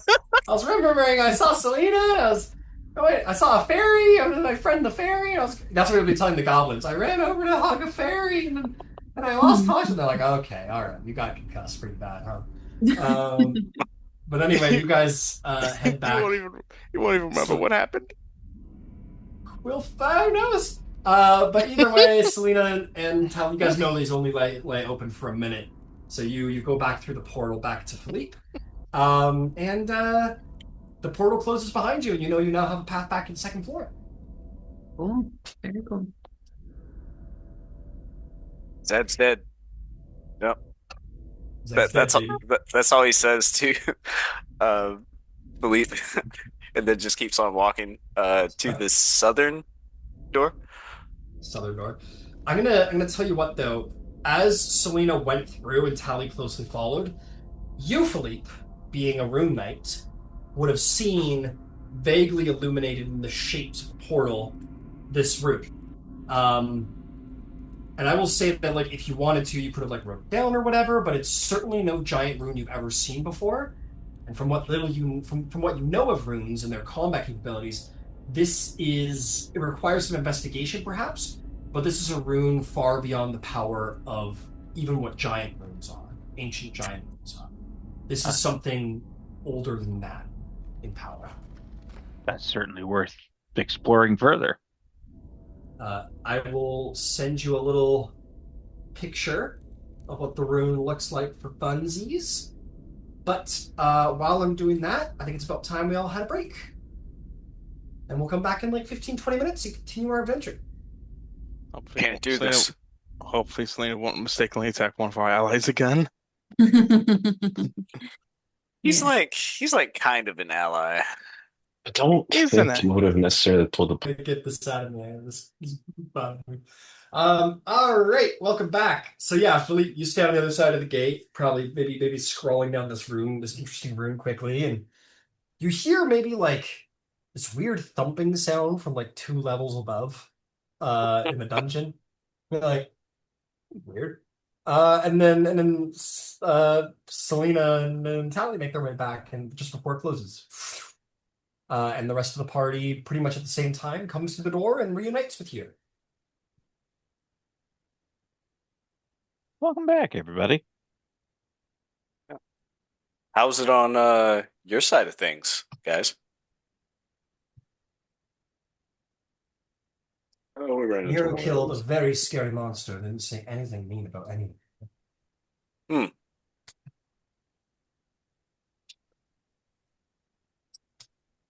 Sure. Nothing bad ever comes from any of those three. You guys killing anything worth cutting up? Well, Selena definitely tried. I felt overcome with the power of war, so I had to kill something. Was there anything left? Well, it was Zarn, so he's immune to damage. Why did you try to kill Zorn? I didn't know it was Zarn to begin with. It was just a big rat. You just can't go around attacking random things in the dungeon. We do that Sure. every We do day. that. Yeah, we do Mars, all the like, I time. think that's actually our No, job, they isn't attack it? us first. That's our Do career, they? actually. Zorn probably deserved it. I mean, I didn't see the Hey. initial, but yeah. Yeah. You're on the call. Selena, you're gonna have to buy him a drink when he wakes up. If he ever wakes up, that boy's in a coma. Yeah, for some reason he had like these goblins like looking for him. I don't really know what was going on there. Uh, I think he's their pet. Hmm. If he's anyone's pet, he's our pet. He's not a pet. He's a person. No, Is he's a he wolf. though? Both Melith and Mar, the two drow who come from a slavery background, both Oh, look at each other awkwardly. what kind of fucking He's people not. are we working He's with here? he's not Yeah, a pretty much. he's not a pet, right? Right? Melith goes, right. I don't think And that was the looks around. insinuation. Right. Maybe we should Absolutely. just not think on it too hard. Of course. Of Or we can course. think very hard on the idea that people are not possessions. We can think really intensely hard on that and that. Yeah, they're not possessions. You know. I feel like we're venturing into other avenues of thought. Speaking of avenues, let's go down that southern avenue. Uh, we haven't been that way. That seems Melith fair. gives you an evil look, Talenta, and walks by.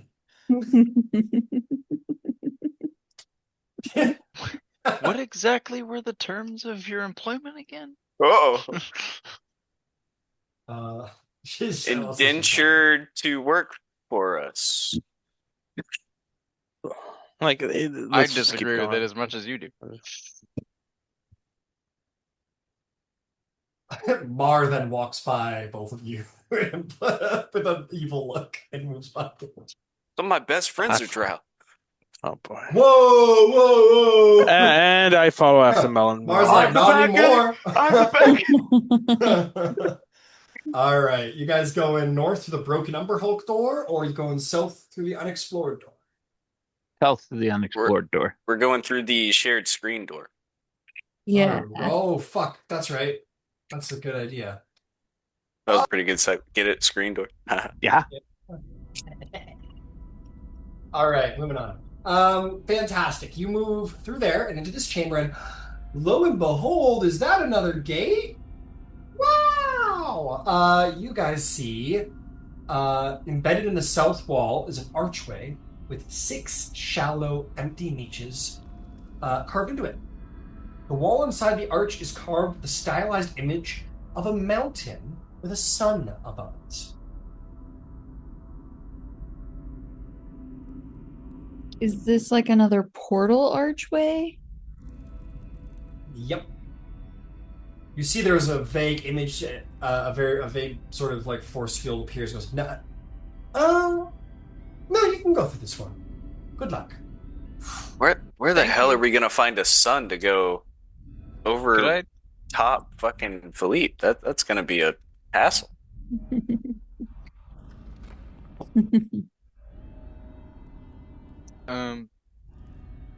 So sorry, it's like a Fey gate. Is that my understanding? These are one of the arch gates that allow you to teleport around the dungeon. Each one's Yeah. a different trigger to make it work. Yeah, I'll try an Arcana check if this doesn't work. Could I try and like cast light on like the sun on the mural? Yeah, you cast light on the mural, nothing happens. Okay. There's no real check. It's a riddle, essentially. You gotta figure out how to open the gate. Tally, be my guest, or tell me what to do. Yeah. What was the image again? A stylized image of a mountain with a sun above it. Is the sun like cresting the peak kind of thing, or is it like way above the peak? Perfectly above it.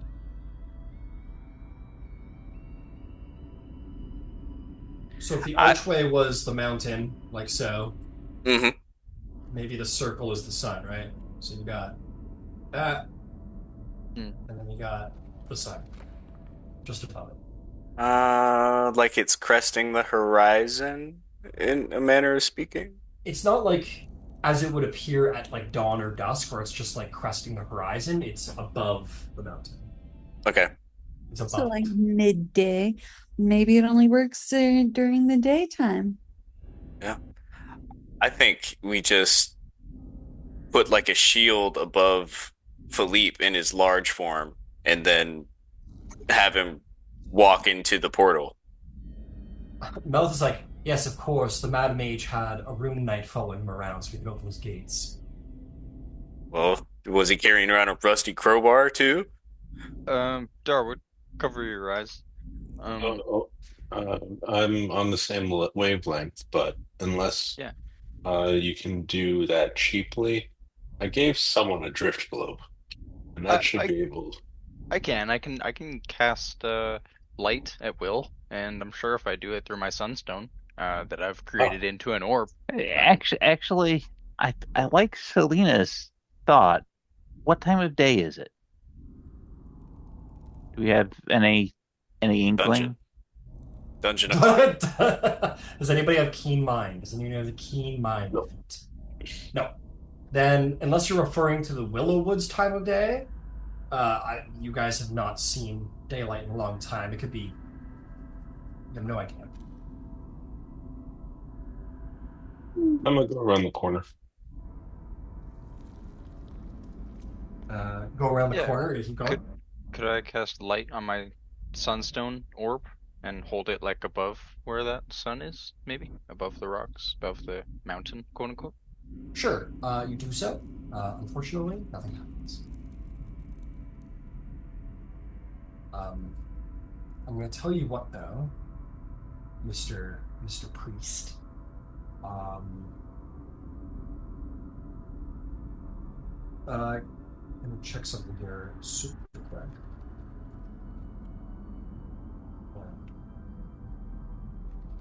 Oh, alright.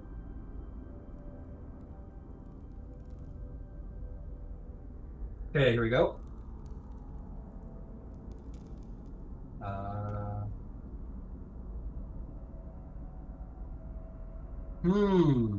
Oh boy.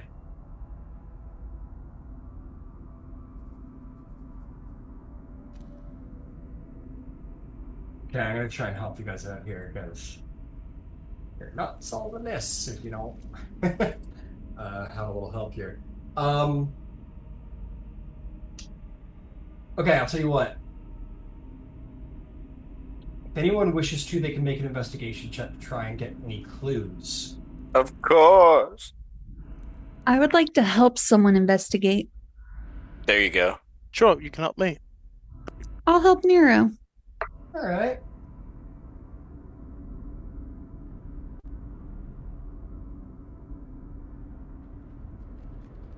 $16.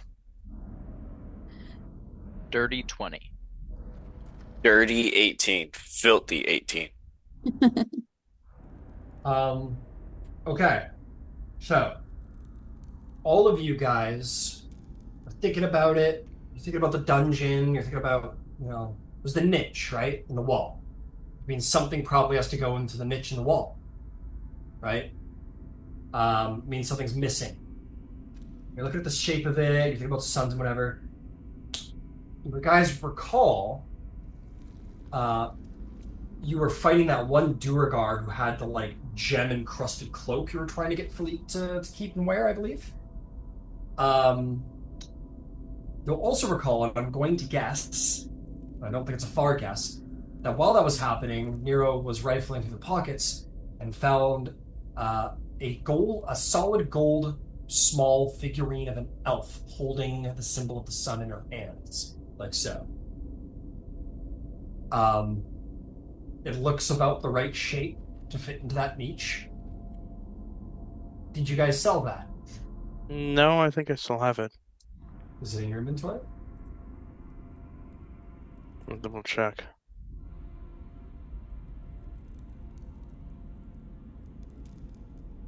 Don't worry, I'm checking too.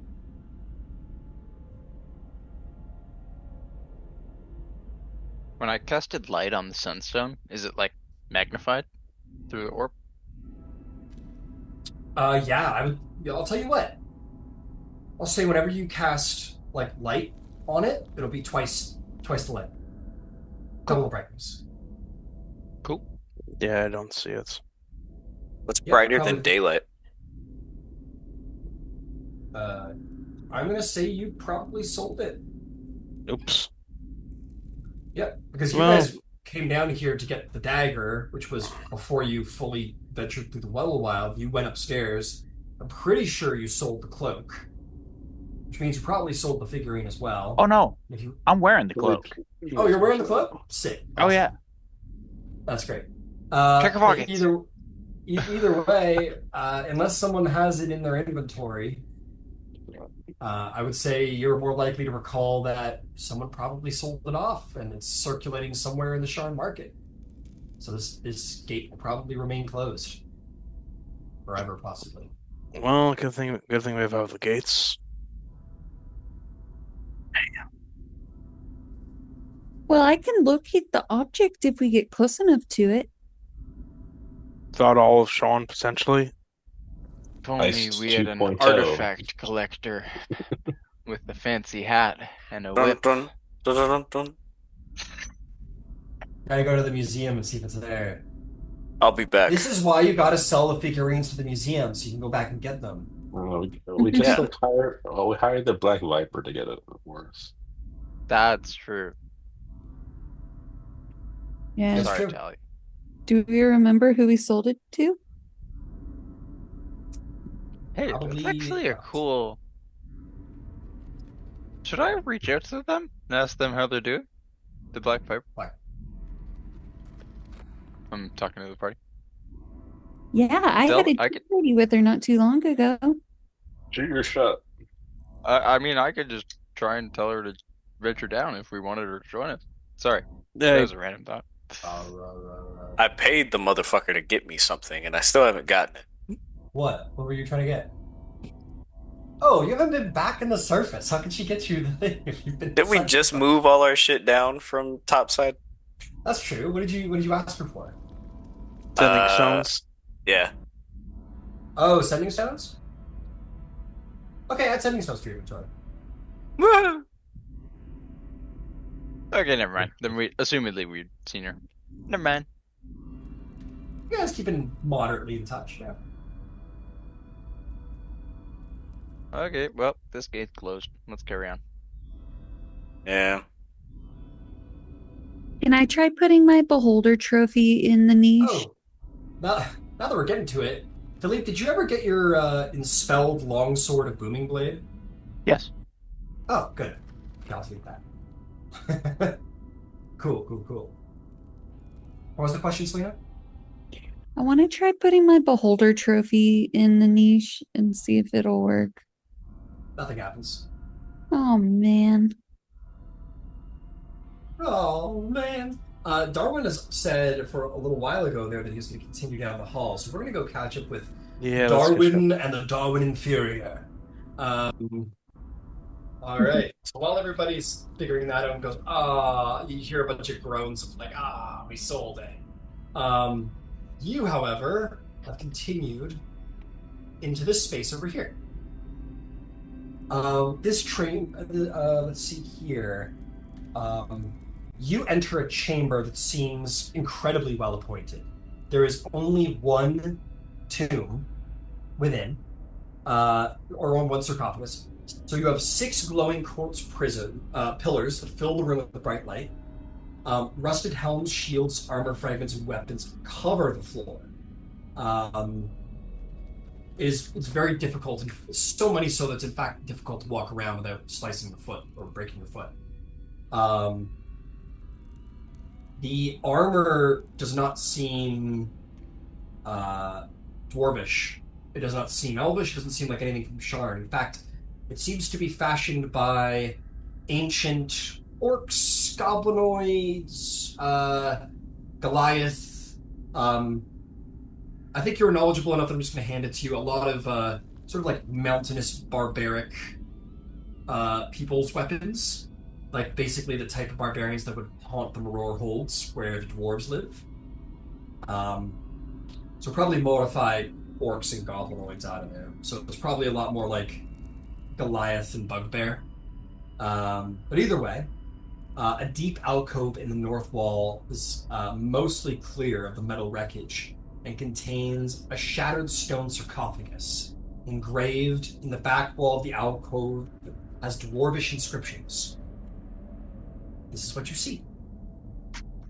Okay, I could read Dwarvish. What is inscriptions? Hey, that's great. It says, "Our king is with the gods. Here lies his bones." I checked for myself. Kutash is gonna love this. And then go over to the sarcophagus and look inside. You head over there. Dwarf bones are scattered around the smashed sarcophagus. Make me an investigation check.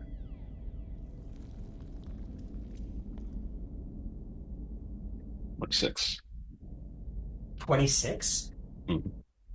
You're looking at this, you find the bones and whatnot, but the more you look at it in the scene, Darwin, you're quite an intelligent individual, and you realize that and recall, dwarves are exceptionally good at hiding their treasures. And ancient dwarves used to have false tombs to sort of, you know, fool, grave robbers. This is one such tomb. It looks to be very staged. You don't think this is truly the tomb of their king. Um, that sucks. You also find a secret door. Secret door. Secret Secret- door. Yeah, you find a secret door at the back of the room. You want to slide it open and see what's inside? Sure. As I said, dwarves are very good at hiding their true treasures, and you find the true treasures. A beautifully appointed marble, like fine marble gilded hall with a single untouched sarcophagus lays within. The ceiling is 10 feet high, vaulted. Black marble sarcophagus flecked with gold stands close to the south wall. Its lid is carved in the likeness of a dwarven king, sort of laying upon its lid. Crystal panels, 10 glittering panels, are set into the west, south, and east walls. Each panel is 6 feet tall, 3 foot wide, 1 inch thick. Rectangle of golden crystal, carved with the bas relief image of a dwarf warrior clutching a battle axe. Panel, it is a much finer tomb, and perhaps the true one. Perhaps. But like I said, dwarves are very good at hiding things. Yeah. I kind of want to look for traps, especially around the sarcophagus itself. Absolutely. Go ahead. And, why don't you make me another investigation check? 19. 19. You look around, you find no pressure plates, wires, tricks, mechanisms, anything of that kind around it. Yeah. I'll say at this point the party can show up if that works for you, Darwin. Yeah, that's fine. Hey, big tomb over there. I mean, I don't think there's anything of value. Feel free to check it out if you want. Got any Literally more mouth agape at the door. more opulent tomb here. Still might be fake. Checking for traps right now. But You want me to sure, yeah. swish and flick? You are delighted as your wand works for the first time and actually Yes. reveals something worth noting. You are going to reveal that the lid of the sarcophagus is indeed trapped. You are also going to note that there is a secret door on the center south panel directly behind the sarcophagus. So there's a secret door and a secret trap. Okay. would I be able to disarm the trap? Talking with Darwin found nothing of a mechanical nature. Mm, You could infer to him or yourself that maybe there's a trap of an arcane nature to look for. okay. So you may make an arcana check, or you could ask Darwin to do it and give him advantage, or whatever you want. I mean, Darwin, it seems like uh, the sarcophagus is trapped, but I can't disarm it with physical means. I think it's something to do with an arcane trap. Um, I could try to see if I can understand more about it, but you may be more versed than I. Hold on. All right. That's extremely insightful, and helpful. Sure. I'll take a crack at it. I'm trying Make to an think arcana how to check. flavor Can I give there. him the help action? You sure can. Are you proficient in arcana? I have expertise in Arcana. Oh, I will Oh, Ooh, we certainly you got can. expertise in Arcana. So that advantage or plus something? I say Advantage. advantage. Thank you. Plus 1d4 guidance, if benevolent DM will allow.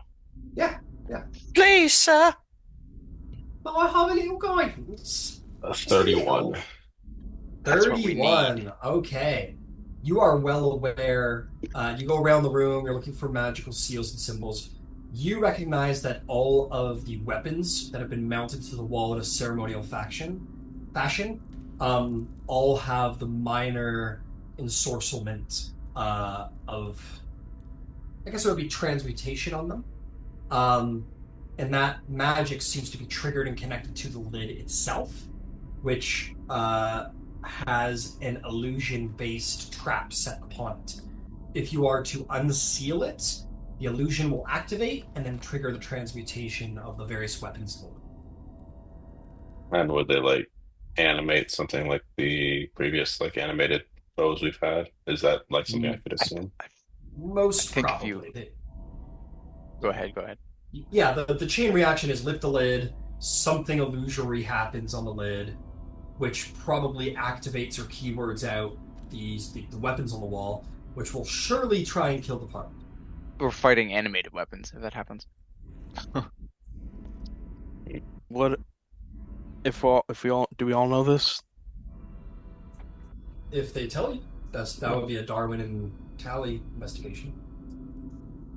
Uh, Tally, did you tell us about the secret door or no? Uh, Well, it's not. It's not. Unfortunately, it's not an attunement item, and I believe the description is that it highlights, like magically, traps and doors. So that would be yeah, apparent to everybody. yeah. So it would have been highlighted. He's like casually standing in front of it. Yeah, I No, was gonna nothing to say see. he just kind of moves over to the door, like, oh, how are we gonna figure this? He just turns around. Well, No I trap Um, on. don't. No trap on the door. To be very clear, we find no trap on the door whatsoever. we could bypass all of this. I think it is much more entertaining if we find a way to uh, overcome this trap. Could could we just dispel the illusion? We I think could. that it's possible that that doesn't necessarily stop the weapons. I don't see the advantage of triggering weapons, save me perhaps being able to harvest more of that horror What if we spark. grab all the weapons and then we put them in the hole? That was one of my first thoughts. Second thought, if we had some means, because since it's an illusion uh, trap of some kind, it's either going to give an image or it's going to give a sound. If we can silence the sound or uh, cover the symbol that will arise, then maybe it won't trigger the traps or the weapons Yeah, involved. it's kind of Nero's idea. I'll toss something else out there that I'm sure Miro is sniffing down. These panels on the wall, um, basically they feature imagery and then have the axes embedded on them. These axes are made out of pure crystal and Oh. Oh. have the axes set into them. And if you were to like pry the panels from the wall, which isn't too hard, you could probably sell these for 500 gold a pop. Ooh! But if you were to remove the battle axes, it reduces the value down to a mere 50 gold each. The axes are Okay. where the majority of the value comes from, and as an archaeologist, there, Tally, you would know that its specific setting and the way it's been done has historical and artistic relevance, and to remove it all would deeply diminish the value of everything. Belongs in a museum. We could. Okay, here. Okay, okay, I got two plans. One, we take all the panels out. We put them in Darwin's hole. It should be big enough to put them all in there. I think you need consent to put things in holes. Because I'm sure it'll consent to do it. But second of all, we then dispel the magic around the sarcophagus, and it should, and with the hole and things in the holes and the magic dispelled, it shouldn't go off. So the hole would be in a separate lane, I think. So theoretically, it shouldn't hear the trigger word if it indeed triggers off a word. But worst case scenario, it activates, we lose the valuable pieces, but we have like a blender we could deploy at some point to hurt something. I'm partial to just putting a darkness over the sarcophagus and maybe a silent spell, and then seeing what happens. Do we have silence? I'll prepare a ritual to cast silence. I don't really think that'll work though, to be honest. It might not. Can I try dispelling it first? Yeah, go for it. You cast a spell magic on the. I mean, yeah, that might trigger the other stuff, but go for it. I say go for it. All right, Nero. What are you doing specifically? You're casting dispel magic on the lid. I have a spell scroll that allows me to cast spell magic. You're casting it on the lid, or like on the axes? What are you doing with it? I'm gonna if everyone's okay with it, I'm gonna try casting it on the lid to make sure. But do we want to do this before or after taking those things off the walls?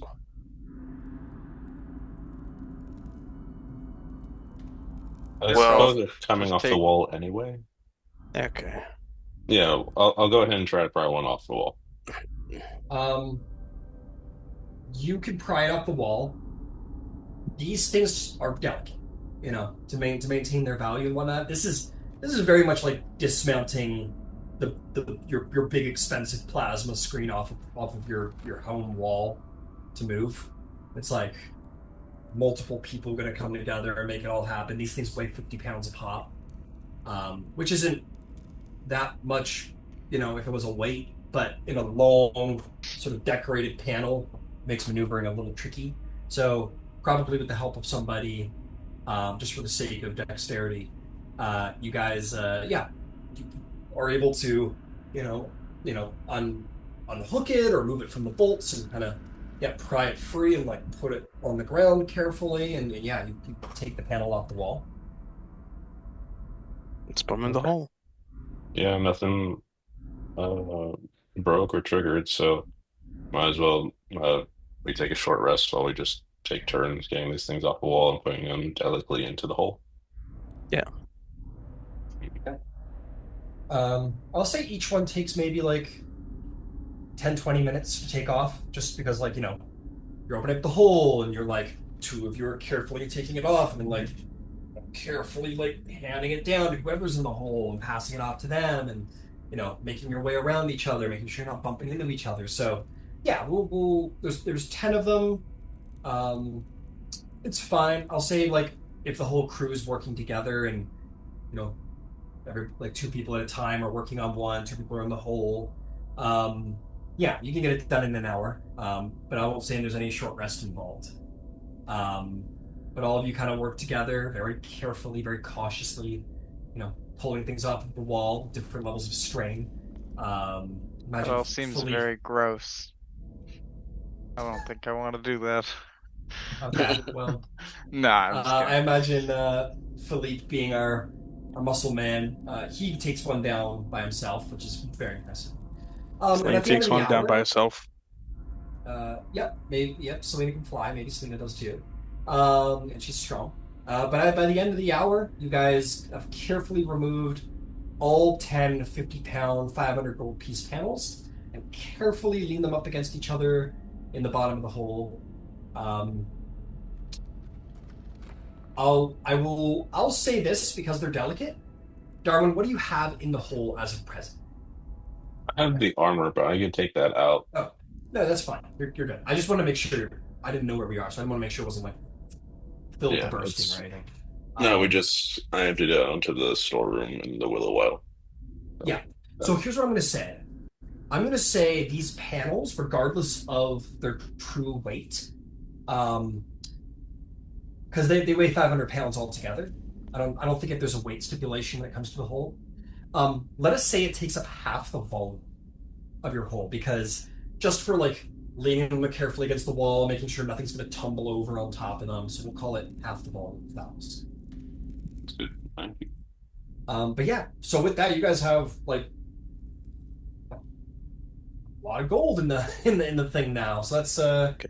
what is that? That's that's 5,000. probably $5 grand. 5,000, yeah, 5,000 GP worth of ancient dwarven like crystal axe wall panels Yeah, that's from like a dwarven king's tomb. that's like 833 for each of us. The two left over. Sell it to the Kandarics and it'll probably be worth more. Mm. Dog could be interested. And you know what? It might even. I mean, this is an ancient place. This might predate their house, or maybe be born of a. Because there are people and bloodlines that gain the mark and kind of do their business and don't join the house until later on when they're found and recognized by the house. It is possible this could be either created by the original Boromars, or perhaps a sort of a splinter Boromars who have not quite joined, because they don't run by a monarch. You mean don't have Kandarics? kings. Kandarics, excuse me.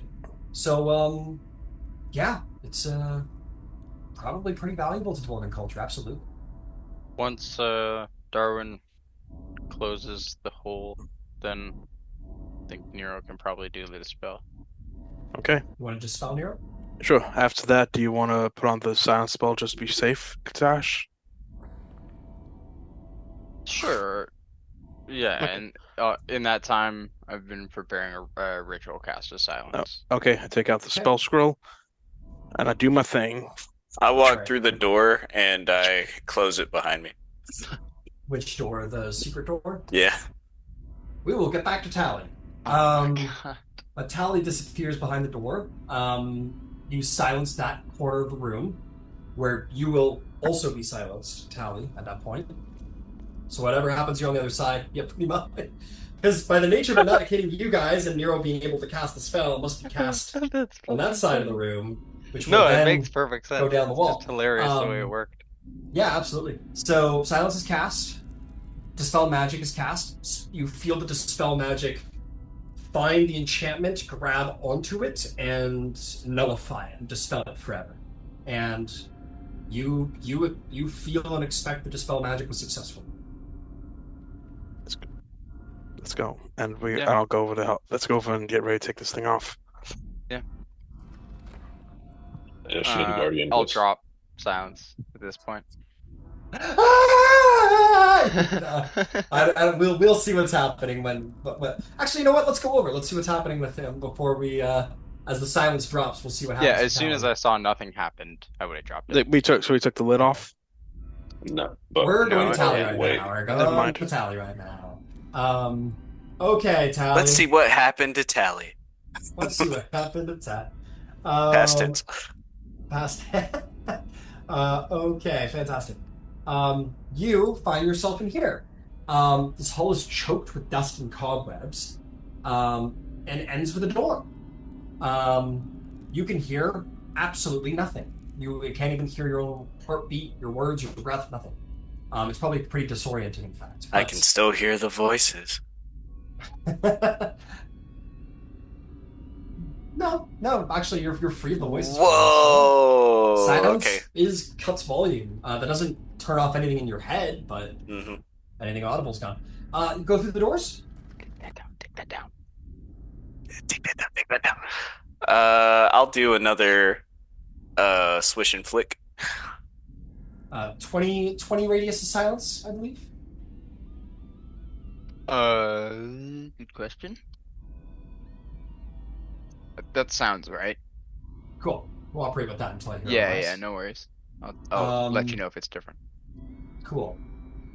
You swish and flick. That door is not trapped, as far as you can tell. All right. All I right. continue walking. It seems to be unlocked. You open it up just fine. 20 foot.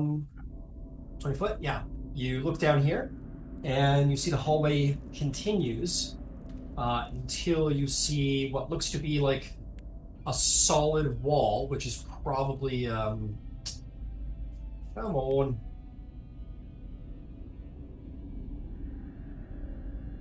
Whatever. There's a solid wall there. It's being a bit of an asshole. An asshole? Being of an asshole, that's right.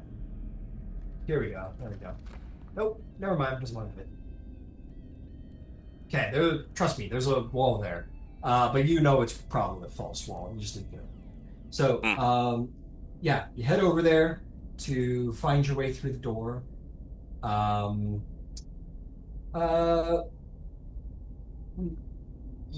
Meanwhile, the sound spell does go down in that moment. And the moment it goes down, you hear a What the Tally, you stepped on a floor trap. Your passive perception was not enough to catch it, unfortunately. The What? door swung open under you. Down you go. My detect secrets didn't find it? The door was closed, and you cast it, and then you opened the door and went into the next hallway. So It says if a secret door or trap is within 60 feet of me. All right? 60 feet of me. No sight, no nothing. 60 feet of you what? Keep going. That's it. If a secret door or trap is within 60 feet of you, the wand pulses and points at the one nearest to you. Okay, fair enough. Oh, then that would have been the door between you and it. I will say you Yeah, tell probably. me this, Tally. Second time, though. It would have spun and pointed in that direction, and when you went through the door, you would have seen the like brick solid wall, which is a wall. Would Tally have interpreted that as the door, or what do you think? I think if it would have interpreted it as the wall being the closest secret, I guess, then he probably wouldn't look at the floor or anything like that. Fair enough, and I appreciate the honesty. So yeah, you would step on the floor. The wall would have fallen out under you. And you would have Darth Mauled into the darkness. Would anyone have dropped that fucking lid and ran through? At the sound of Tally falling? Yeah. Okay, yeah, Kutash, you're like, I will. run I'll trigger the pressure plate and I'll just dive through.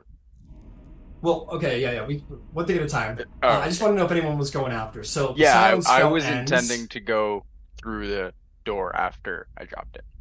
Got it. So the silence spell goes down. Whether it was the silence spell or not, you hear the sound of like a scream, and it's Tally's. So you burst through the door to go running after it. You find the trapdoor still open. So you look down, and you are going to see. Oh yeah, no, it's gonna. You see, it's still open, and you look down the pit, and you're gonna see Tally laying on the ground, going, as you fell 30 feet straight down and took 9 points of bludgeoning damage, and you're prone on the ground, going, "Ow." Yeah, I'll just mind link with him. I'll say, "Is there anything down there? Look around." There's a broken man. Yeah, I can see that. What else? Uh, make Not me a much little else. perception. Oh, Make me a okay. little perception check if you wish. Yeah. Okay. Whoa! Did you see that? Yeah, yeah, I saw it. It was like on the 8. It is slowly. All right. Nat 20 for a total of 23. All right, yeah, you look around, and you're going to see a couple of things. Hidden among the flagstones on the pit floor is a stone button. What it does, you do not know. But you also notice that there seems to be a spring mechanism inside the actual hole, and it seems to be like winding and ticking. And I'll say it is at this point that you see it stop, and the trap door goes and closes itself up at Katash's feet. And you are now in pitch black in a pit. Give my hooded lantern. Yeah, you turn on your hooded lantern. Katash, easy enough. You can just step on it and it'll Exactly. open up again. And I'll just look down. I'll say, "What do you need?" Talia, you would know that you could jam the springs that close the door with these tools. You could give it a try if you wanted. You don't know what the button does. Well, I might be able to stop it from closing. There's a button down here. I mean, I can't really get in a worse position, right?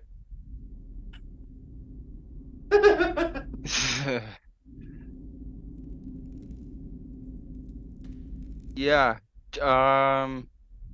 Go for it. If anything happens, it's spring the mechanism and then touch the button. Oh yeah, let me fiddle around here. Yeah. Okay, that was my shoulder. Don't worry about that. Okay. And then thieves tools. Was that you clicking the button going? No, Okay. that was me rolling around trying to fiddle with the spring. Got it. Yeah, you suspect the nature of this trap is to lock you in the hole.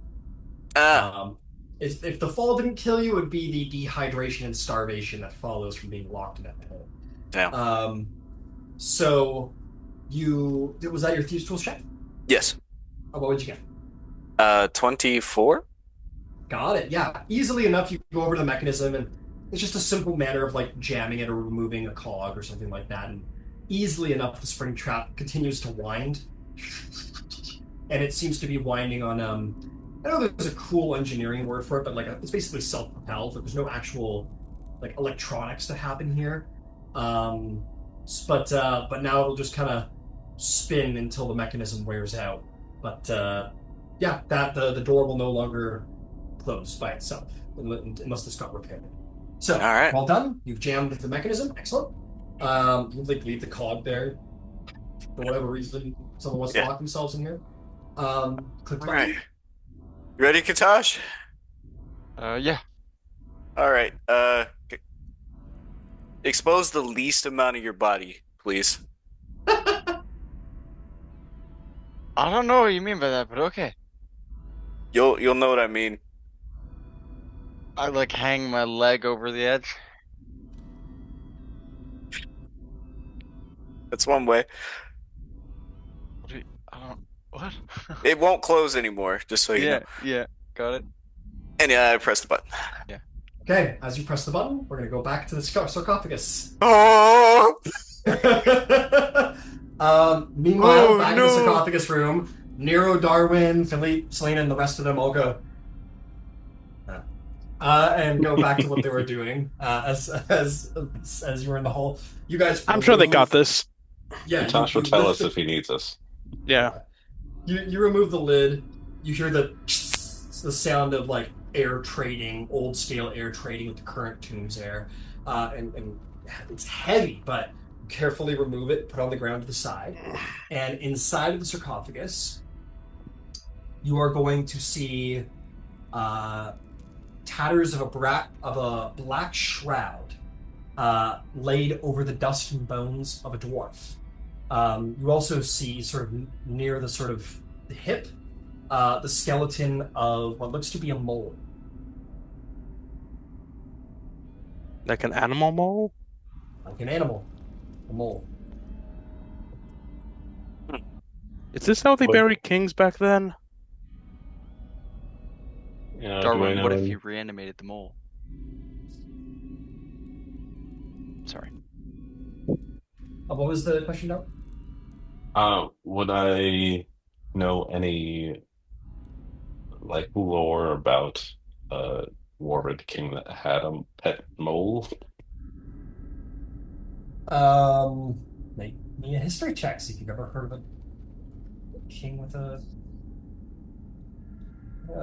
mole. A 13. 13. No. Is the answer to that. Okay. Maybe since you've seen so much dwarven ruins, you have heard that there was a dwarven kingdom that took residence up here for a couple hundred years at some point in history. But you never heard about a mole. Nothing pops out of the page in you about a mole. It is notable that the mole is above the black shroud, if that matters at all. Did the mole just fucking crawl in there after the fact? Maybe not after the fact.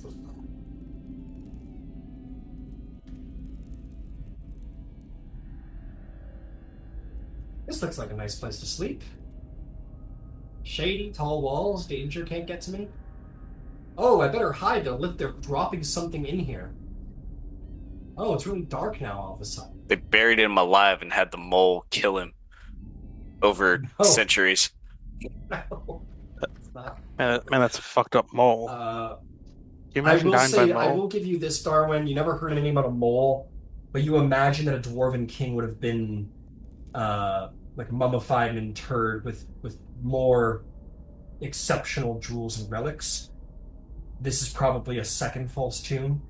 That is, and this individual is probably like a devoted servant or like an honored bodyguard or best friend to the king who would have been interred here as a false king to fool grave robbers in protection of his king. And his pet dwarf. Pet gnome. And his pet dwarf, the mole is the pet. That's very clever. That's very take inspiration. That's very clever. That's very Yeah. clever. Well done. All right. I'll see. But with that out of the way, I don't move on. Remember that this. guy, Tally Jones? Let's go help Tally Yeah, out. I Make sure remember he's a not guy dead. like that at some point. Yeah. I'll say as the button. So meanwhile, yeah, you guys are like, let's go see what happened to that Tally guy. To which you guys would then in that moment hear a sound of like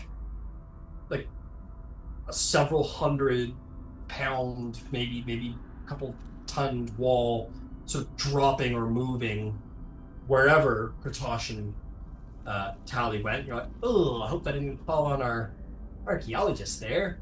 But meanwhile, you guys will see that that was indeed the trigger to removing. Oh, come on up. No, work with me. Dave, shut. No, don't you side. Don't you do that to me. Fuck. Come on, work with me here. There we go. That's a neat trick. Okay. You enter into this chamber over here. Statues over the chamber are 4 9-foot tall stone statues of imperious dwarves. Hanging on the south wall between the statues of fuck. All right, whatever. Onatar and Bolvery is a thick tapestry depicting a dwarven king bearing an adamantine warpick in his hand, battling some kind of titanically large armored worm creature with hundreds of teeth. It is old and moldy and frayed and probably not worth anything of great gold value, but is surely an essential archaeological find. And probably better served in a museum. That Hey, that belongs in a museum. you're not the archaeologist, on your right. The statues The archaeologist is dead. represent. The archaeologist is dead. The statues represent Onatar, Bouldery, Doldorn, and Kolkaran, as previously. Let's see here. Yeah.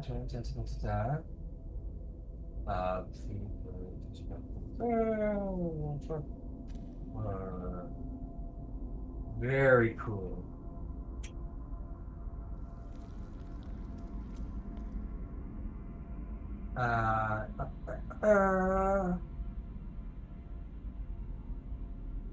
You are going to hear in your mind, Kutash, a voice. Your enhanced telepathic senses pick up a presence within this room. You hear, congratulations on making it thus far, adventurer. You've passed through the false tombs, and you've come to claim the knowledge, power. King Melari's true tomb.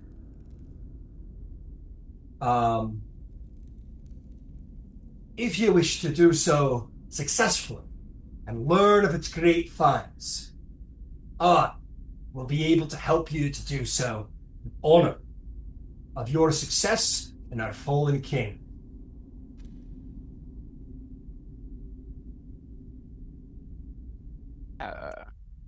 Can I just do like just general insight check?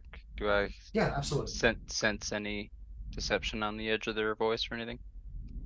I'm gonna Absolutely. use inspiration on that. A lot more insightful than that. God damn it. 15. 15. 15. You lost your boat, Georgie. Come and get it.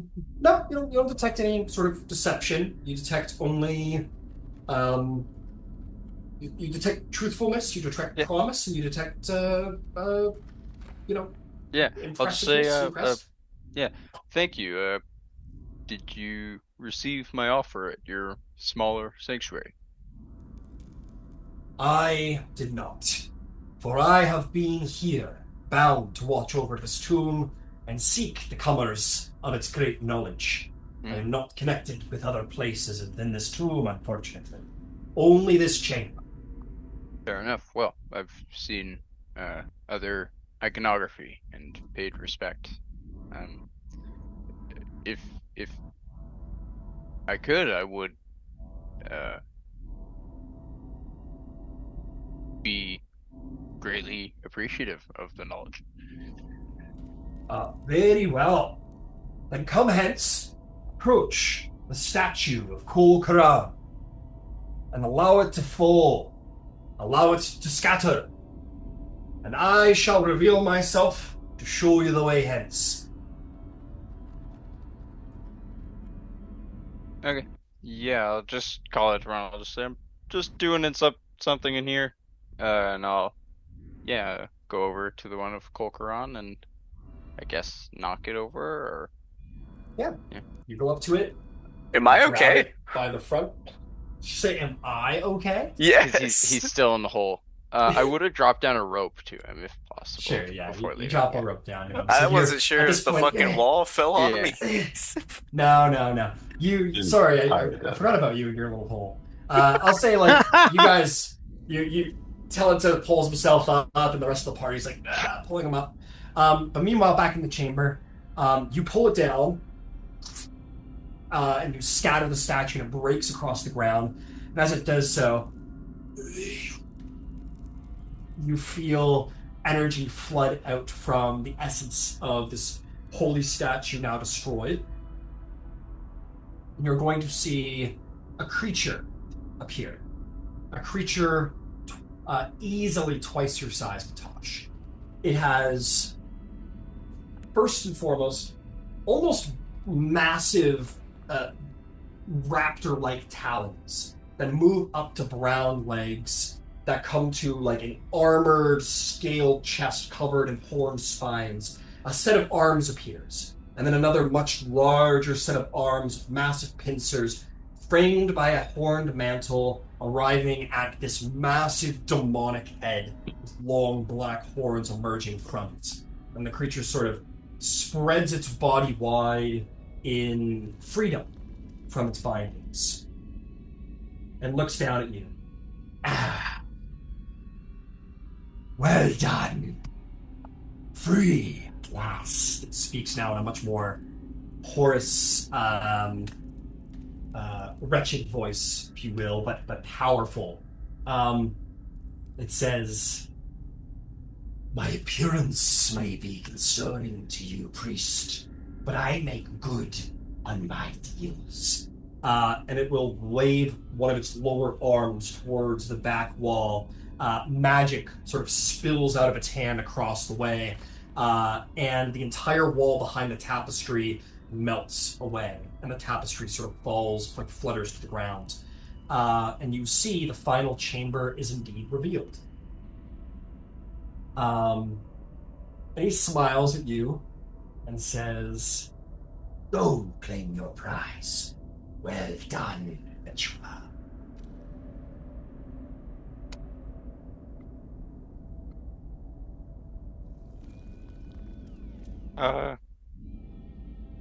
I don't know. What are you going to do? I will show you if you wish.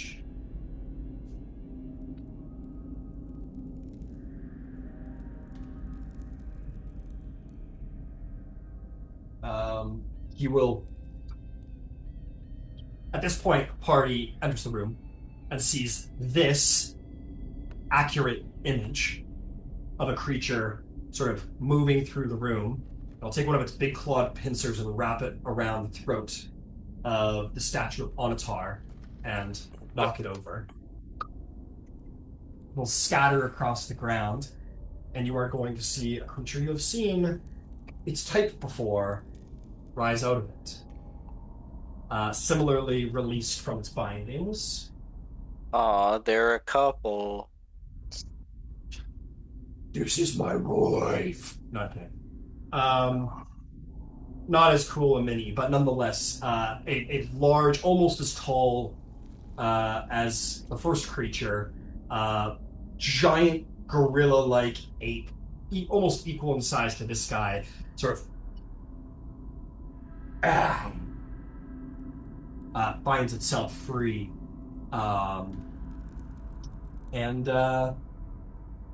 he'll nod to that one and proceed over to the start making their way over to the last two statues. Yeah, I'll just motion to the party and I'll say, well, I don't think this went to plan.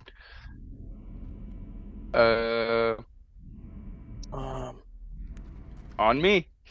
And I'll cast 4th level Spirit Guardians. All right, let's I roll guess. initiative. Let's hope they don't fight them all at once.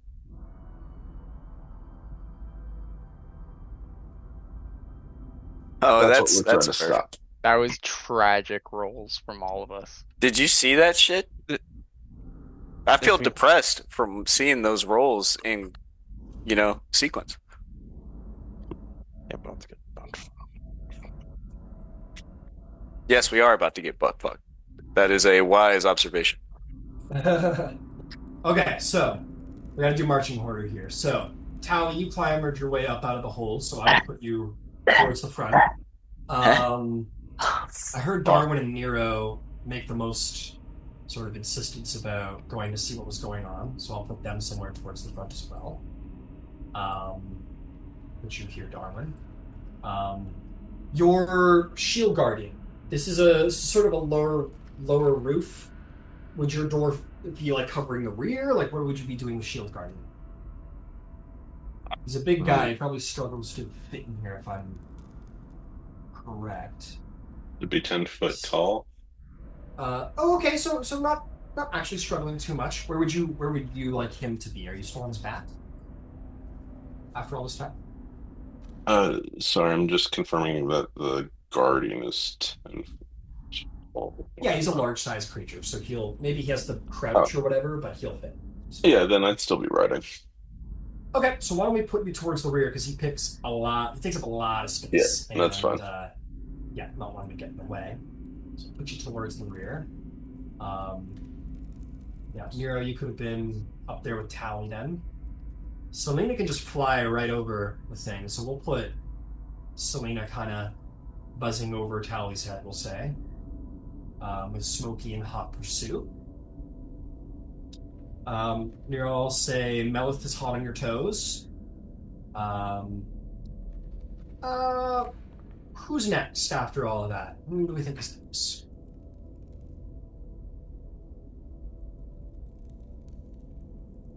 How about Leap. Philippe?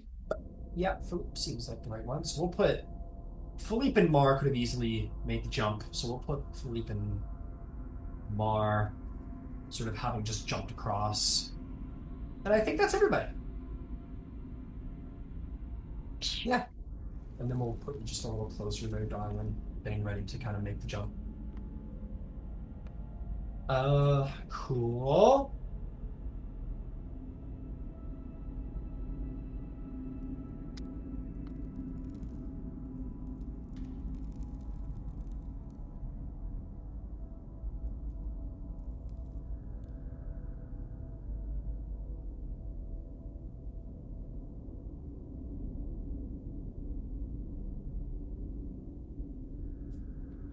Okay. Yeah, we might bit off more than we can chew here. You say that every time we're fine. Yep. The last time I said this, my Nero character died is in one hit. Obi-Wan Kenobi. He is. I've got a bad feeling about this. That's Han Solo. No, God, Obi-Wan said that a bunch of times. Yeah, but They both originally said it was whatever. You are correct. Originally, he did say it. Yes. All right. What do we got here?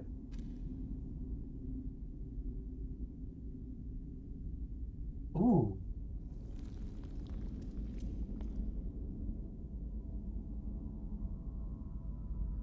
Oh, interesting.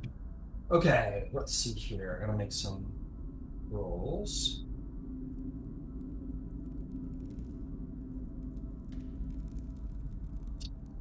Um.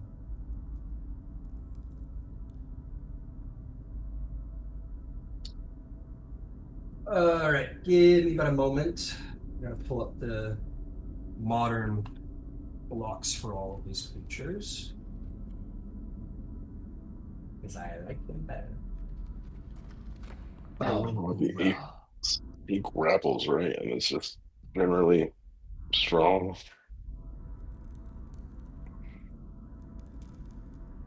What? I'm trying to remember what we faced Snape before. I'm trying to remember like how Yeah. it played. Well, we kind of let him free because he was being held, I know but there was that one, but then we faced one later on, right? And actually fought it. Yeah, you guys were ambushed on. I think it was the Legion of Azrock level. We were exploring the northern sections, and two of them jumped you guys. okay. So it was yeah, it was two of Hey them. Ryan, passive insight Yeah. of 18. Did I get duped, or is this just how this room is? Don't Don't Did know. you get duped? What do you mean by duped? I don't know. Like, was Did that they just- trick him? You rolled an active insight, and you Yeah. fully believe the creature. I mean, it's clear that he's not a dwarf.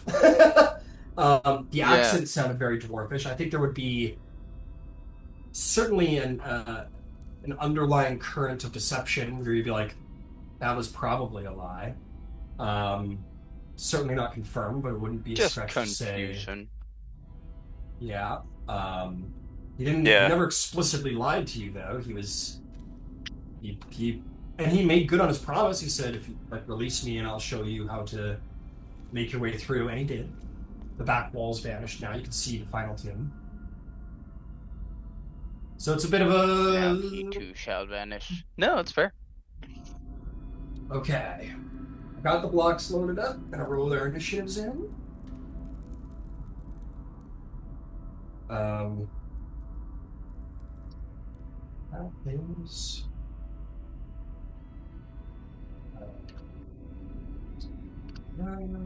that guy.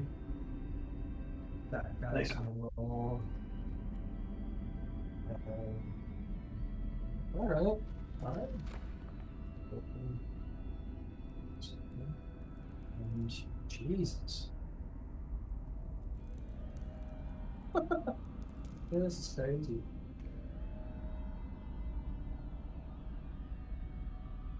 Wow. Okay.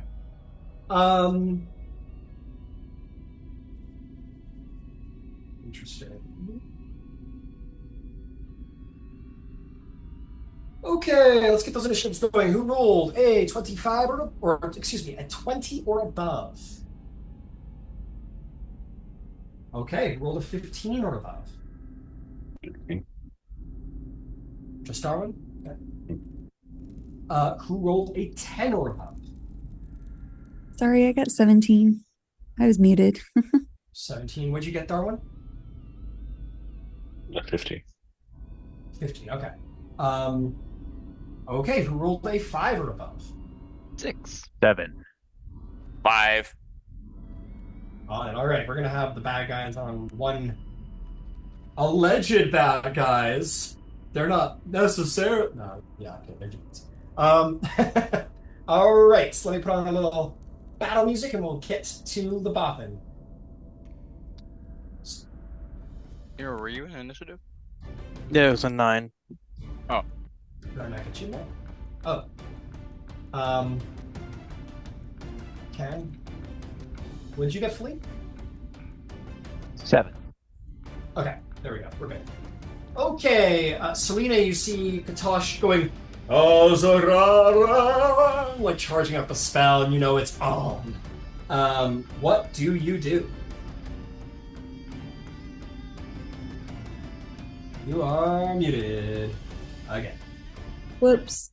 How far away am I from the closest one? You are 5 feet away. Perfect. I would like to attack. All right, you do that.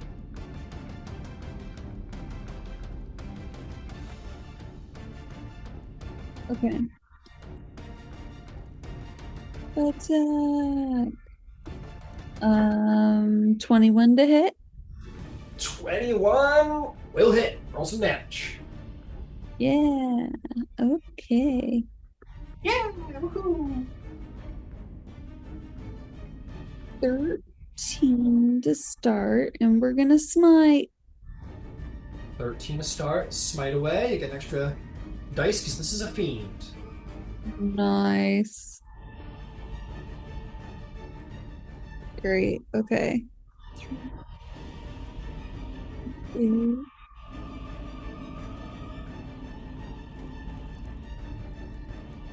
14 plus 13, 27 points of damage. Is that total? Yeah. All right. You bash it into its back of its shell. You hit it, and it sort of groans, almost more in irritation than anything. And it sort of turns around and says, I do not like paladins. And its carapace is largely unscathed. Like, you damaged it, but this thing's a stack of hit points. Let's put it that way. Gotcha. I'm gonna attack again. Alrighty. Ooh, 27 to hit. I think that'll work. Nice. All right, that's 9 more points of damage. And I guess I'll smite again because I can. I'll make it a second level smite this time. Great. So 48.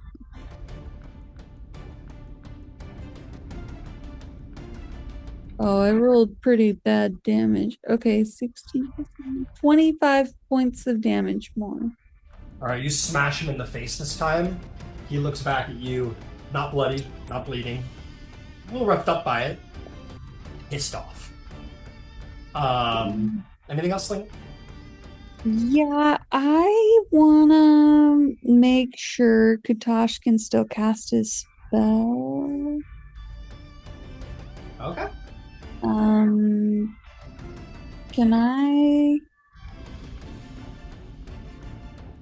fly? Well, actually, I think he can still probably cast it where I'm at, right? Yeah. And Yeah. I was actually had a question about that. Since I haven't gotten the damage of it yet, am I locked into Spirit Guardians? No. Okay, No. cool. No. I don't give people one like cheap shots because Yeah. then I could That's the point of initiative. then No my worries. guy will do cheap shots and then I'm gonna piss everybody off. Yeah, no problem at all. Yeah. If it's an ambush, absolutely. Yeah, But if unless it's we just like, declare surprise round, something like yeah, that. this Yeah. guy came out and he's like looking at you because he Yeah, knows he he's up to was sketchy walking shit. around casually. Yeah, fair enough. Yeah. Cool. Okay. Yeah, because I'll say I plan to do something different. Just hold fast. Okay, well, in that case, I'll fly to the other side of him and line up a flank. Okay. So you do. Shit. All right. Anything else? Yeah, it's Smokey's turn. She'll attack twice. Okay. She goes through Nero, 5 to 10. 15 gets her into range. Go for it. 20 will get her a flank. Oh, nice. Yeah, we'll get a flank. All right. First attack I'm gonna is. kill that cat. That cat's No. 24 to hit. That'll hit. Great. And then I'll get my other attack out of the way. All right. Wait, what's 13 plus 9? 22 to hit. That'll hit. Great. Okay, cool. All right, that's 2d6 plus 8.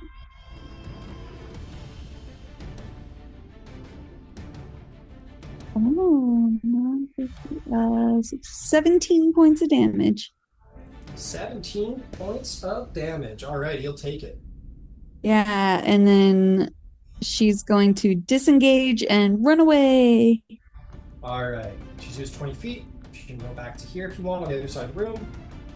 It's She's 40 got- feet, right? 30 feet, or sorry, 50 feet total.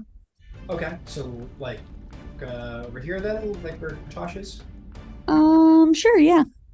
Cool. Alrighty then, Darwin. My friend, you're in a bit of a traffic jam here. You want to hold your turn? Yes, but let me just ask right now, can I see them from where I am right now? The bad guys? No. Yeah. Okay, Or, then or yeah, actually, definitely. no, my apologies. You can catch the far guy. Yeah, you can see him. I'm gonna hold my turn regardless. Okay. I'll send you down after Nero, and then we can. You're probably going to want to go after Fleet. Why don't we send you after Fleet? And then we'll check in with you then. See if you want to go or keep going down or whatever. Bad guy turn. Okay.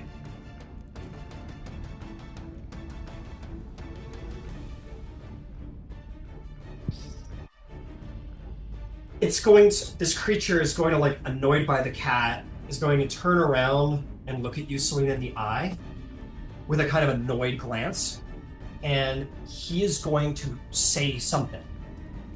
And that something is not actually audibly understandable. It is a word of creation and reality bending will as he casts Power Word Stun on you. Ooh. Selena drops to the ground, unable to move. Ouch. Well, you have a hover speed, actually, so it doesn't matter. He's going to reach behind you, grab the pillar, pull it down and break it as one of his attacks. Emerging from that pillar is going to be It's a chop. Isn't a spell an action? I can handle the sheets here. Okay. I got it. Yeah, I can handle.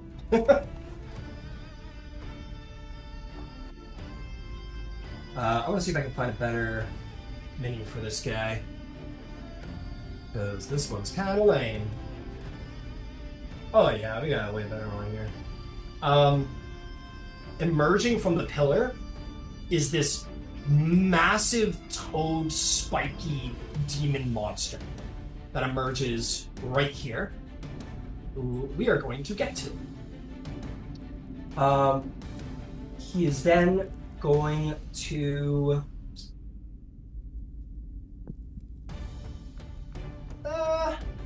turn around, take a 5-foot step to here, to where Kutash is, and is going to reach out with one of those claws and do a pincer attack against you. Warding flare. All right, take disadvantage. You avoid a nat 20. Wait, is it Straight. against me? Nope. Oh, sorry. That is going to be it's going to be 22 to hit. That'll do Yeah, it. gets you. You are going to take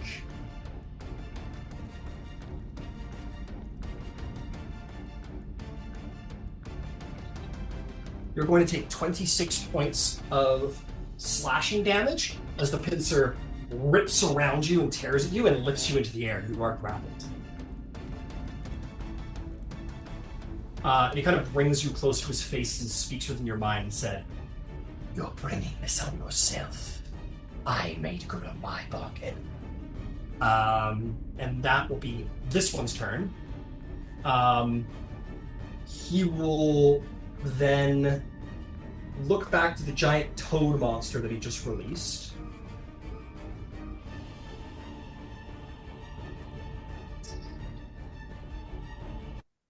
And he's going to march up to the front line over here.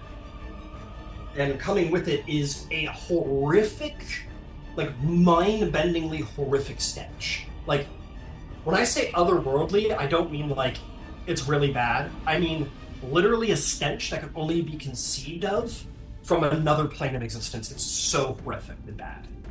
And it is going to it's going to make 3 attacks. I am going to spend those on good old why don't we do good old Tal? We'll start with you, Tal. That is going to be 24 to hit on the first one. You're muted, but I'll assume that hits. Yes, it will. All right. That is going to be only sorry, it's going to be 8 slashing damage, not that bad, but then you feel the poison filling you, and that is going to be 13 points of poison damage. Mm-hmm. Let's go again. That is actually, you know what? This one's for Nero. That one's going to be. It's going to be 25. Yeah, that hits. Fuck. All right. You're going to take 8 slashing damage similarly, and so that's 13 poison damage. And well, let's hit Nero again. Nero, that's going to be 22 to hit. Yeah. That's going to be 9 points of slashing damage and 11 poison damage. Okay. All right, that is the weird frog thing's turn, which will then bring us to the Balgura, who is going to step up to. Actually, he's got the reach. No, he doesn't. He walks right up to the statue, takes a massive gorilla fist, smashes over the statue with one of its attacks, and seeping out of it is going to be one of these guys, but again, I hate the minion. So we're going to see if we can't find a cooler one. Oh, yeah. Which one do you like? Kind of like that one. Yeah, we're using that one. Get out of here. There we go. Oh, yeah. That creature is going to appear. He is of the correct size. But we're not done with big fella over here. He is going to beat his chest and jump through the air in a massive leap and land where Selena is, sort of under Selena, and is going to go to work on Selena. First things first, he's going to thrash you, Selena. So he has advantage because you are where you're at. That is going to be... My displacer cloak should still work, right? Your displacer cloak. Okay. If that's the case, that is going to be 28 to hit. Oh, that definitely hits. Yeah, that'll hit. You're going to take 14 points of piercing damage. And oh, no, sorry, I'm rolling the wrong attack worth of damage. I take that back. You will be knocked prone, however. You have a hover speed though, so you'll remain in flight.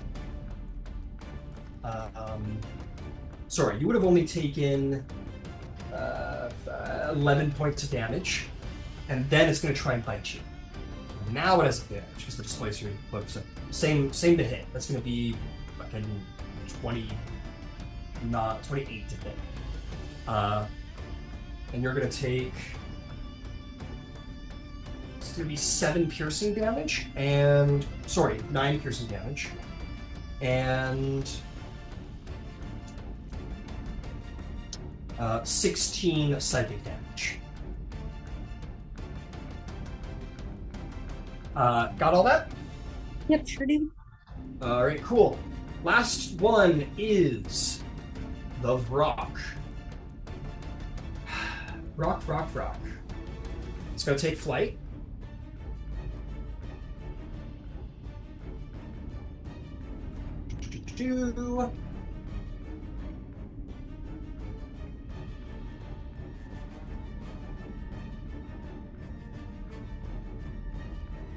That kind of sucks. What if we went...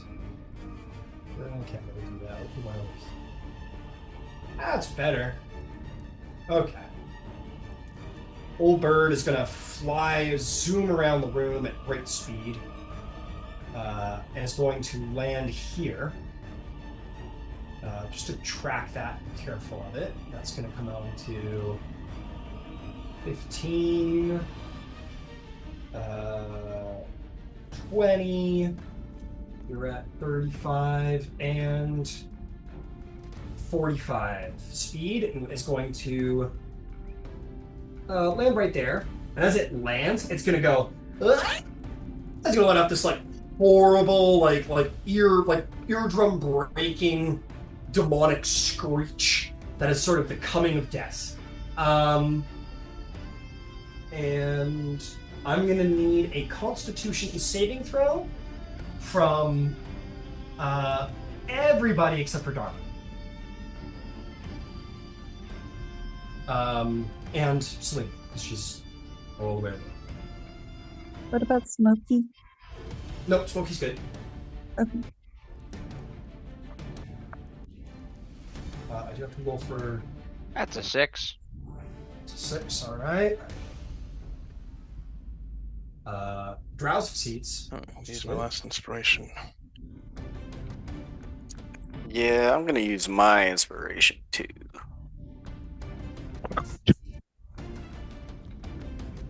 Okay, we're good.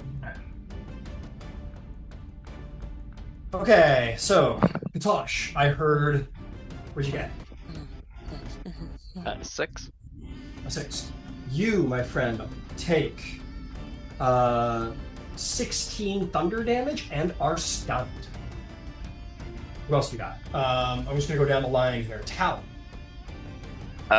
So I rolled a 13. I'm gonna spend aberrant fortitude. When I fail a con saving throw, take a reaction, roll a d4. Add the number, potentially turning the failure into a success. For a total aberrant. Sorry, did you say aberrant? Something aberrant? aberrant fortitude. Where are you getting that from? I don't know. Probably his mark. Yes. Yeah, From the it's- Aberrant Dragon Mark. Okay. Yeah, awesome. What'd you get? 15 total. 15 is just a success. Woo! That's crazy.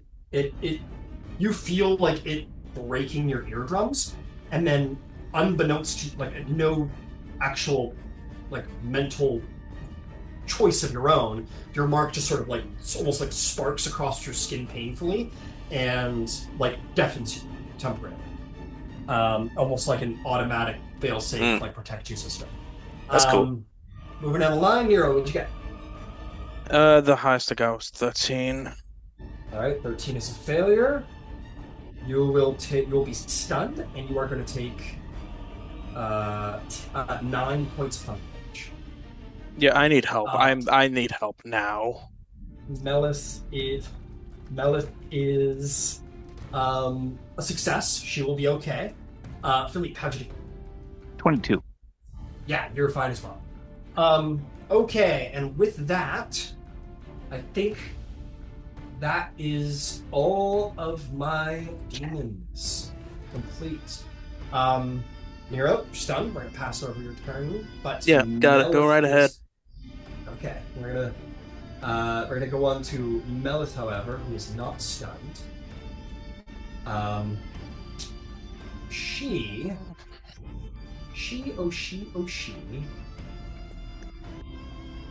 Yeah, a bunch of people got a little beat up, didn't they? Yeah.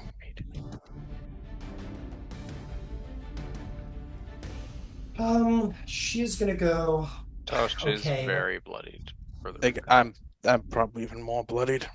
I will.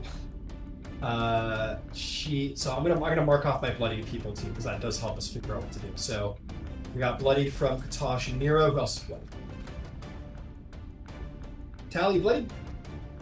I'm No, you said one you're- above bloodied, yeah. Oh, okay. So, Selena, are you bloodied? No. No? Okay, never mind. I'm holding off on this then. Only 2 bloody people.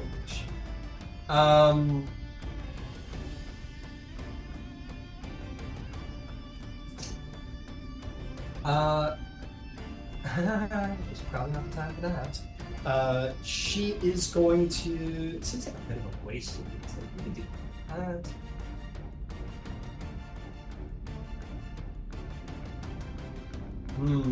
What is the best choice here?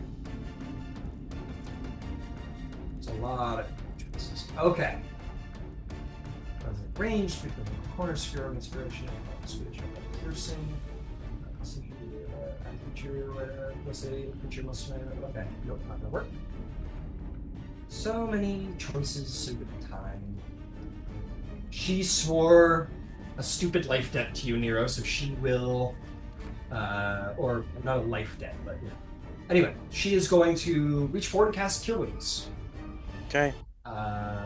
She is going to do that at 4th level. So that's going to be 1, 2, 3, 4, 5, and she's got 5 plus. Just do it over here, make it more simpler.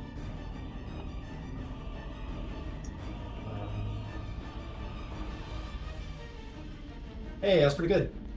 She's going to give you 27 points of healing. Okay. And she is gonna. Could you drag me away or something? Or like. Nope. She just used her action to heal you. Okay.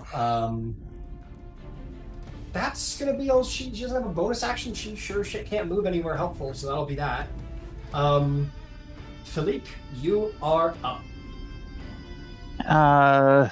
I'm gonna move forward and I'm gonna pull Nero the fuck out of my way All since right. he's stunned. Just the fuck out of my way, and I'm gonna step into where he was. All right. That will cost you. Yeah, I'll cost you an attack. You grapple, move. But you step forward.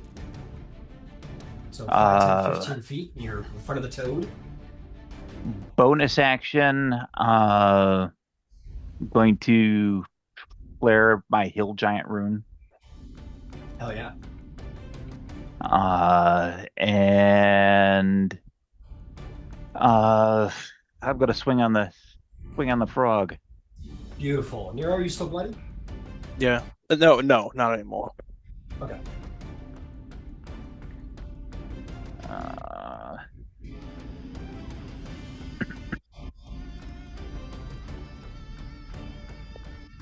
AC 19. AC 19 absolutely hits. Go ahead.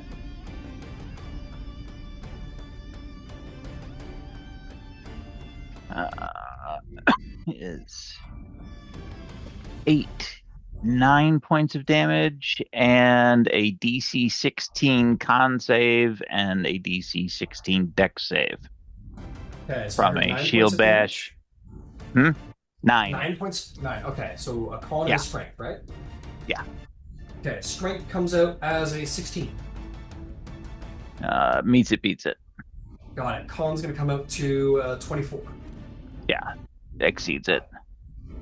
Well, I don't see any reason not to. Action surge, Alrighty. and we're gonna hit this guy again. Hell yeah. Hopefully a couple of times.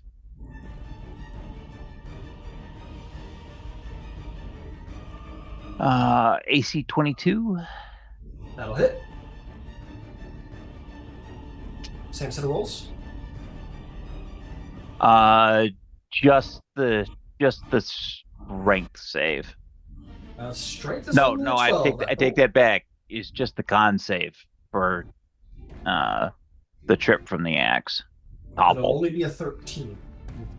13. Prone. Prone. Hell yeah. And seven glorious points of damage, and I've got one more attack on the action surge, which will be an advantage because you're lying on the ground. And that's an AC 25.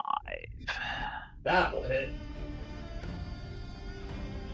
And a glorious 8 points of damage. Actually, Points of hold that. damage. I'm gonna re-roll that. I've got Savage Attacker. Hell That was a good choice. That'll be 15 points of damage instead. 15 points of damage. Understood. All right, well done. You chop him up a bit. He's still got plenty in the tank, but you're making headway. Well done. Anything else? That's bonus action move. Just for your clarification, the Hill Giant rune gives me resistance to piercing, bludgeoning, slashing damage for a minute. Hell yeah, that's fantastic. Amazing. Mar is a little trapped in the back here, but I think we're going to try and get out of the way. So he is going to use his bonus action to levitate. And he will get to the ceiling at 20 feet, I think. I'm going to check the 5, 10, 15, 20, 25. So this is a 25-foot ceiling. We're running it, but he can kick off the wall, so I'll give him the last 5 feet to kind of get to the roof.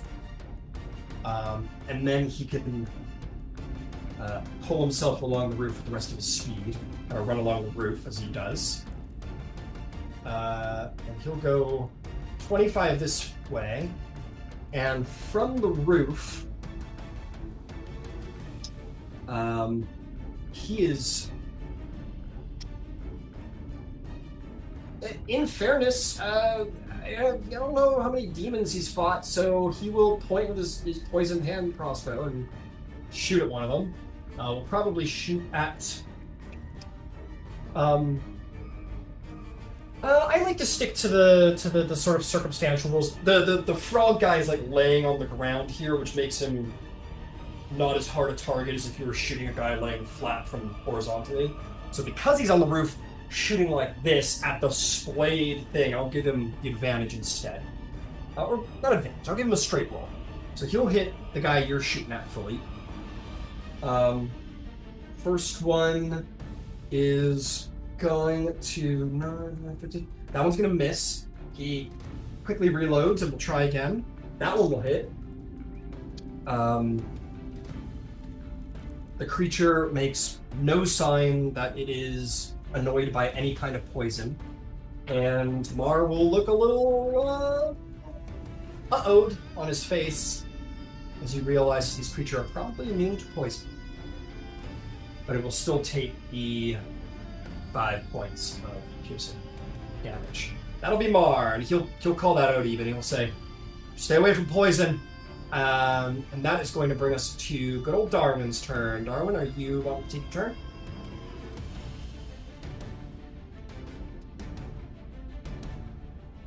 Do I have room to get to the other side with Nero over there? The Darwin Inferior is not. He is a large creature. Okay. He can technically under squeeze rules, but it severely limits what he's capable of, in which he can move in 5 feet squares. He has like disadvantage on attack rolls, half speed, a whole bunch of stuff. But he can certainly take you and deliver you into the spot next to Nero if you want. If I vortex warp him, do I go with him? I would say definitely not. It's one creature. Okay.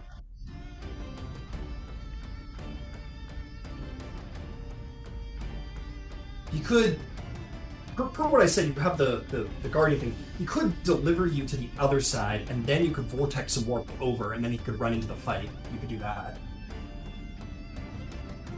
Yeah. I'm allowing you a lot more freedom of turn economy with your secondary because you have the amulet. Yeah, I guess like the important thing is just to get more damage and action economy in there. So yeah, if you could place me next to Nero.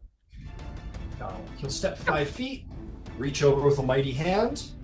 He doesn't have 10-foot reach, but he can just like give you a little toss and land you right there, not worried about it. That'll be one of his attacks, though, to sort of grapple you and move you all the way across the pit.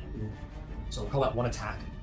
What's there? Oh, action warp or vortex warp him over to the left of the toad, or if I could see that. You can see that, but as you put him there, for no fault of your own, because you can't see around that corner, the space will be slightly occupied, so he'll get shunted over to here instead. Okay. Excellent. Is there a bonus action or movement from Darwin, or anything else from the Shield Guardian? Sorry, I'm just casting that. No bonus action from me, but the Shield Guardian, can it move towards the prone frog? Or is there just no room? Oh, between those, okay. Then I guess he's gonna punch the big one That's in the got, back. yeah, okay, fantastic. Go for it. I need to look it up. You got War of the Monsters now. Pacific Rim, dog. Yeah, full Pacific Rim.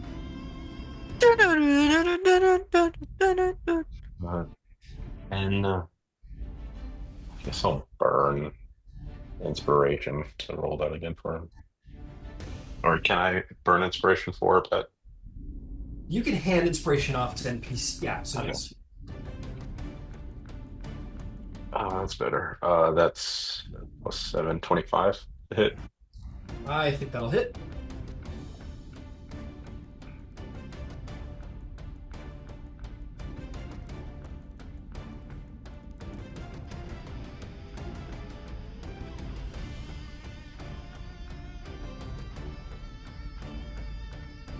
That'll be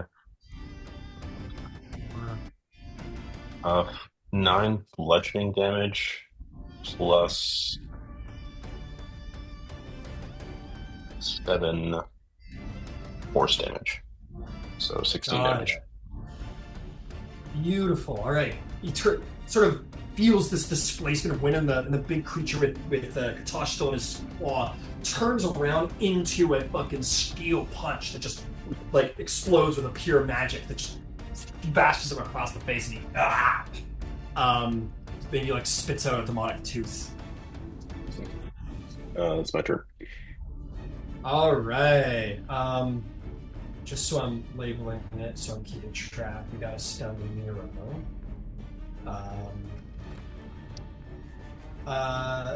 Cool. I think I've got all the crits to this next up. All right. Beautiful. Kutash, you are stunned, I'm afraid. So we're gonna skip your turn over. Would you allow me to mutter? Sure, of course.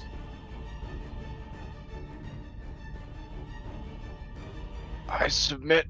I broke the deal. Leave them. And then, yeah, he just goes limp. Yeah, you go limp. He will smirk viciously and he'll say, "Too late. Blood price must be paid." Then take me. Leave them. You'll feel the clench of a pincer that says, "I intend to take you." And looks like a creature who has been given permission. But I mean, you know, not necessarily not in a this mega do moment, anyway. but yeah, absolutely, absolutely. That'll bring us to Tally, who is not stunned. Tally, what's the plan? Well, shit, Doc.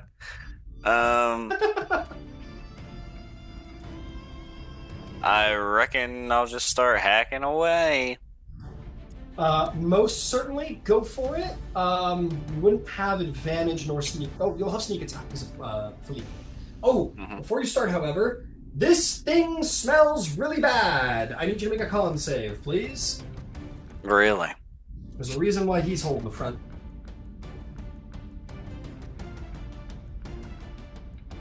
Natural 20 for a total of 22. I'll say as your hearing returns, again, just to keep the flavor alive, we'll say that like you feel your sense of smell also sort of like deafened and like cut off by the mark in this moment, which seems to be flared and alive, and protects you from this demonic stench that threatens to poison your whole body. And you may take your turn. Go for it. All right. Are you gonna steady aim? Yeah, I might as well, right? Yeah, fair enough. Yeah. You guys got boxed in by nature. Yeah. Intentionally so. I'm definitely gonna go short sword and dagger on this one. Cool. Got it. Well, I'm so sorry. You do have advantage. He's prone. My bad. Oh. So we'll retcon that one. Yep. Okay, yeah, sure.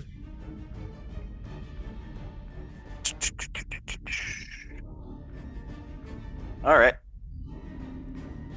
Let's do it.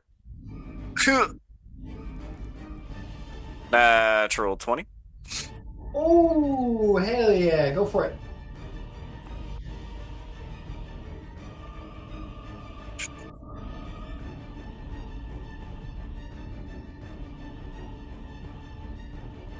All right. Ooh, revolver mini coming in. Oh yeah, baby.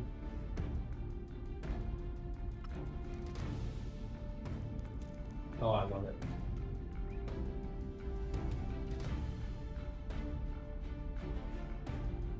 Let's go through that quick.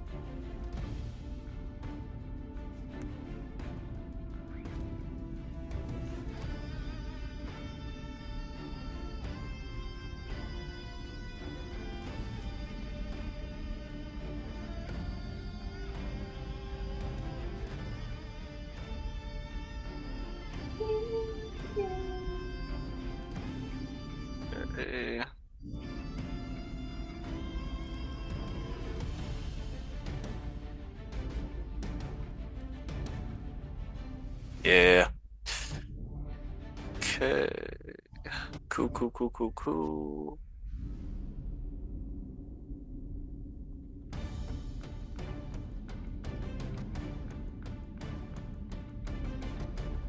All right. So that damage is going to be 51. Oh, 51. Impressive damage, my man. Yeah, you slice into this guy. You like this thing is strong. Like you know that this is one of those creatures that have like a surprising amount of dexterity, but it's about the strength and it's about the con, and that comes from a lot of blubber. So you are able to find kind of the soft point, and you hit him like right in the mouth, like right in the neck, under the jaw, up into the vitals in the head. Not trying to go for any torso organs, which would be covered by a thick layer of fat. And you stab up into there and like wrench like a fucking can opener with your rapier and swing it out, and this demonic blood spray shoots out. It screams like croaks like this horrid otherworldly like croak of pain. It is bloody. Cool. I'll use Whales from the Grave. I'll kind of shift my eyes over to who else is damaged? Just the big guy, right? Who's damaged? Just the big guy, yeah. Okay. Yeah, he'll since I crit on this, will the Whales from the Grave also be crit? Don't believe so, no. Let me go double check though. Let me go peek.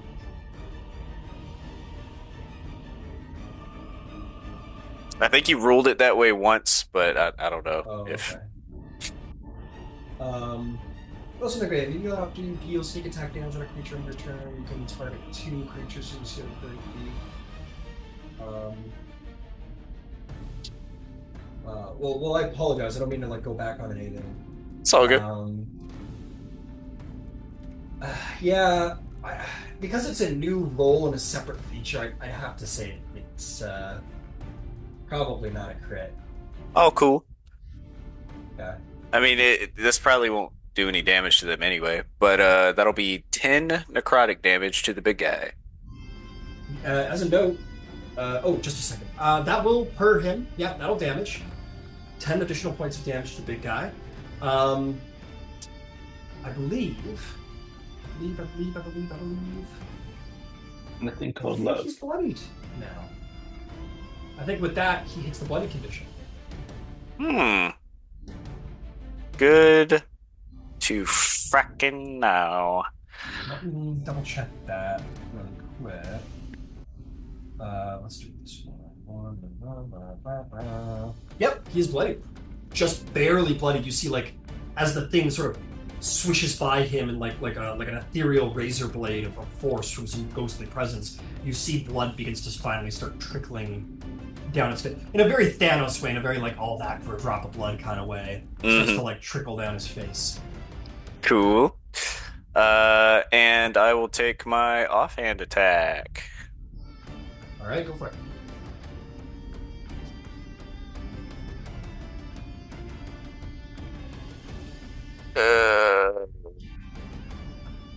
That will be a One second. One second. All right. Hey, I can do steady aim now, can't I? You just did it, didn't you? No, we retconned that. Remember? Because I already had advantage because he was prone. Oh, right. Oh, yeah. I already have advantage. Never mind. My fault. It's all good. Still shit. That'll be 12 to hit. Well, we'll not hit that time, unfortunately. Again, you hit the blubber and slice the blubber, but it's not ultimately harmful to him. Oh, all right, I'll action surge. Alrighty. And I'll hit with the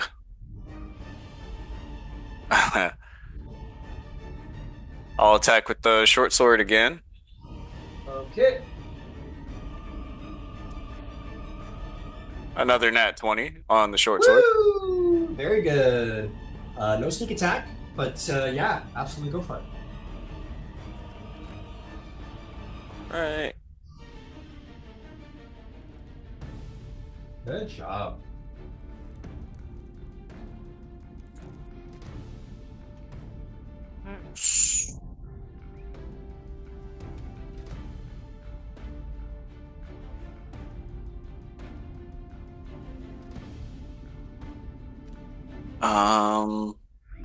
I think that will be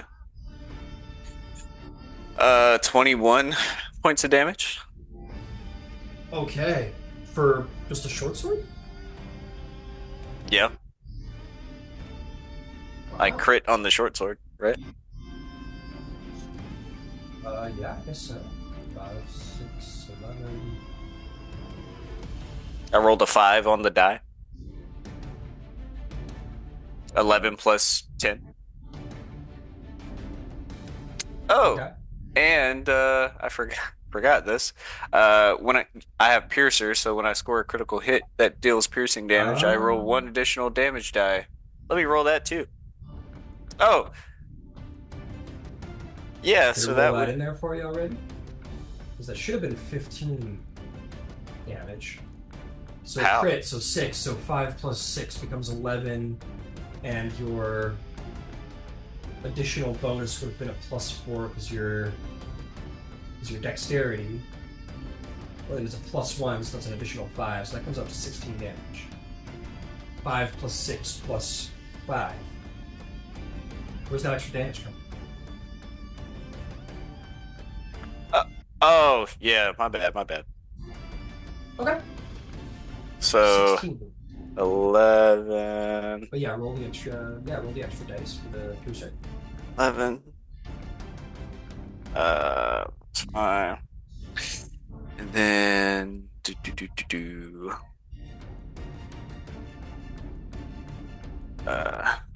additional 6. Fuck.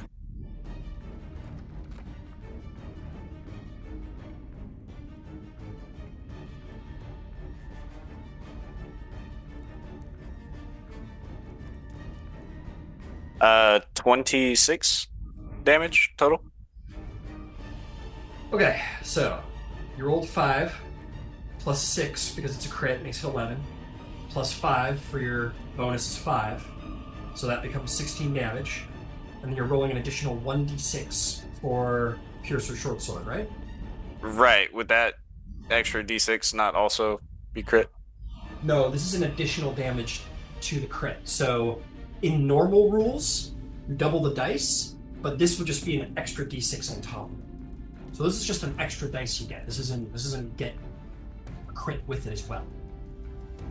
Okay, so 22 damage. 22 damage. All right, excellent. Excellent. Okay, 22. Well done. Yeah, this guy's hurt. He's not doing good. Well done. Is there anything else for Talenta Jones? I'm pretty sure that's it. All right, Selena is stunned. But at the end of your turn, Selena, you may make a con save to try and break the stun. I think she left the chat. Oh. Well, all right. I'll roll for it. I'll ask you guys. I like to get the bad guys' turn out of the way before we end a mid-combat session, so you guys aren't coming into like a completely different battleground. Do you guys want to end now, or do you want to get the bad guy turn out of the way?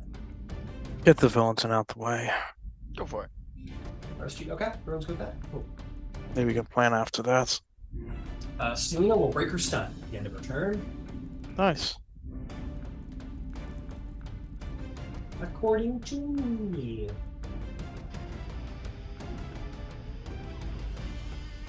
Okay, let's get the bad guys out of the way. So, making our way down the line, Big Boy is going to stand back up.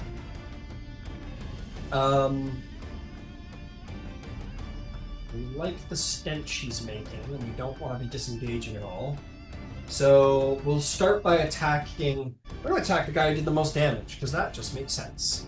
All right, Tally, here we go. These are for you. First one is a 23 to hit. Mm-hmm. All right. 23, huh? Oh my god. This is a thing with Soraya now. He's like, you do roll a lot of 23s. I'm like, oh my god. That's gonna be 7 slashing damage. 7. And 7 poison damage. 7 That's poison. going to be another 22 to hit. Well, not but 22 to hit. Yep. You are going to be 7 slashing damage and 11 poison. Can I reduce the damage with uncanny dodge? Yeah, so I rolled a 7 and 11, which becomes 18. You can reduce that to none. Got it. 9 total. Yeah, absolutely. He'll attack you again. Try and get someone off this playing field because you guys are starting to jump through them a little bit. Okay, that one's going to turn into... that was an 18 to hit. 18 hit? It would, but I'm gonna have him roll disadvantage with luck. Okay. That is... That's 16 that time. That meets my AC. Okay, so we're still gonna get it. That's gonna be 10 slashing damage. I'm down. And okay, got it. So Tally hits the damage.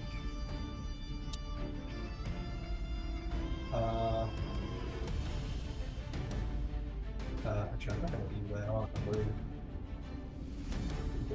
So we know what I'm gonna say.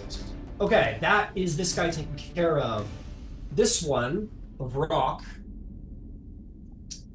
has a plan of his own. So I'm gonna get to 5 and 9, so 20 from there, so 25 like this. We want to get as many people as possible in here. So let's go on top of this guy. That's excellent. So he's gonna fly up to be above Mr. Toad. Maybe we'll stay away from that very scary man with the axe, actually, now that I'm thinking it. So he's here. Yeah, that'll be good. And as it does so and it flies up, you're going to see a number of growths, like almost like massive cysts, begin to sort of grow along its neck and between its wings, and then explode. And just pop, pop, pop, pop, pop, pop, pop, pop. And the room fills with spores. And I'm going to need everybody to roll con saves. I'm not worried about the Shield Guardian. Not worried about the Shield Guardian. I'll roll for Selena again.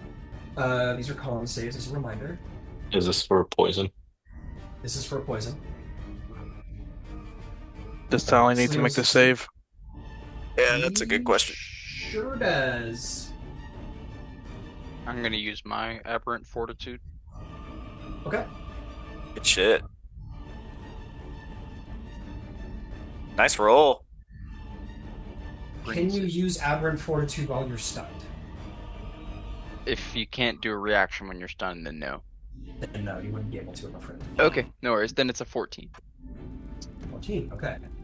I will deal with you guys first, and then so Selena succeeded.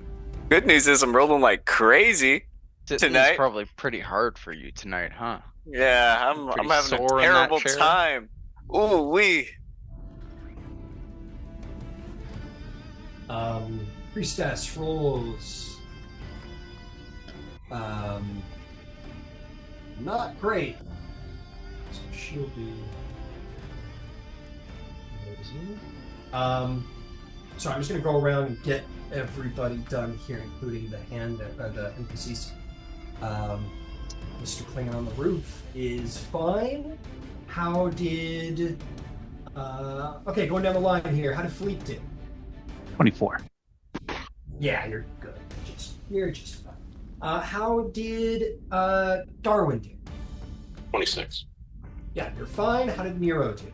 It's a con save. Yeah. 18. 18's very good. Yeah, Is that'll it be a enough? save. Yeah, it'll be a save. It'll be a save. So- I feel like I'm on thin ice here. Okay. The only person who actually gets poisoned by this is Melis, who I got a some of the 14. Does that spores. save? Oh, 14? No, 14 won't save. Yeah, you didn't ask me. 14. Sorry, I missed you. My bad. No, it's okay. It's okay. It's a lot. Didn't you to get account for. 17 on the save? I couldn't use a reaction. Oh, yeah, that's right. Yeah. So both. No, okay. Never mind. You guys are just. You have the poison condition. Cool.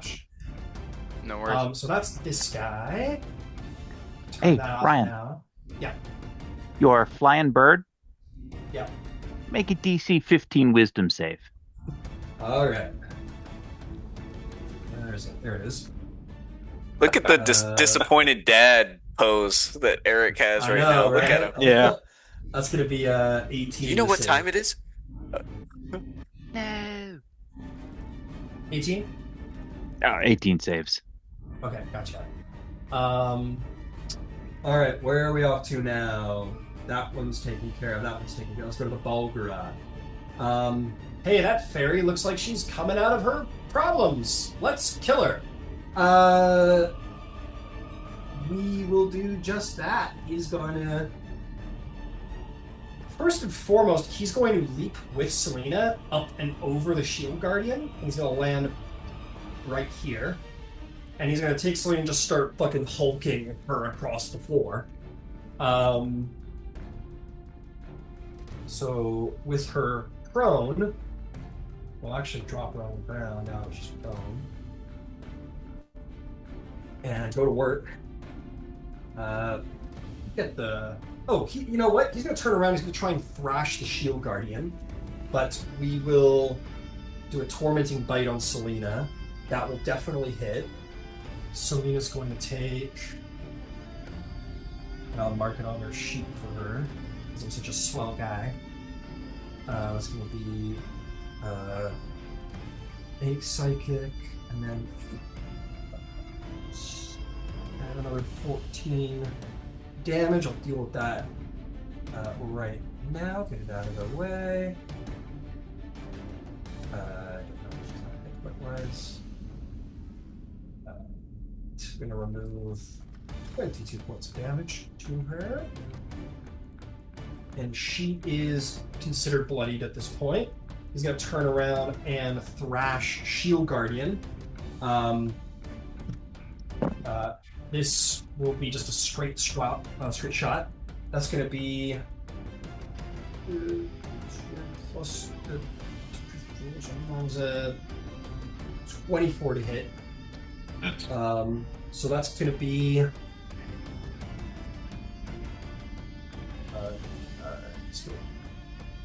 15 points of bludgeoning damage, and he's knocked prone. And then we are just going to do that last... We'll just spend the last thrash on Selena. Why not?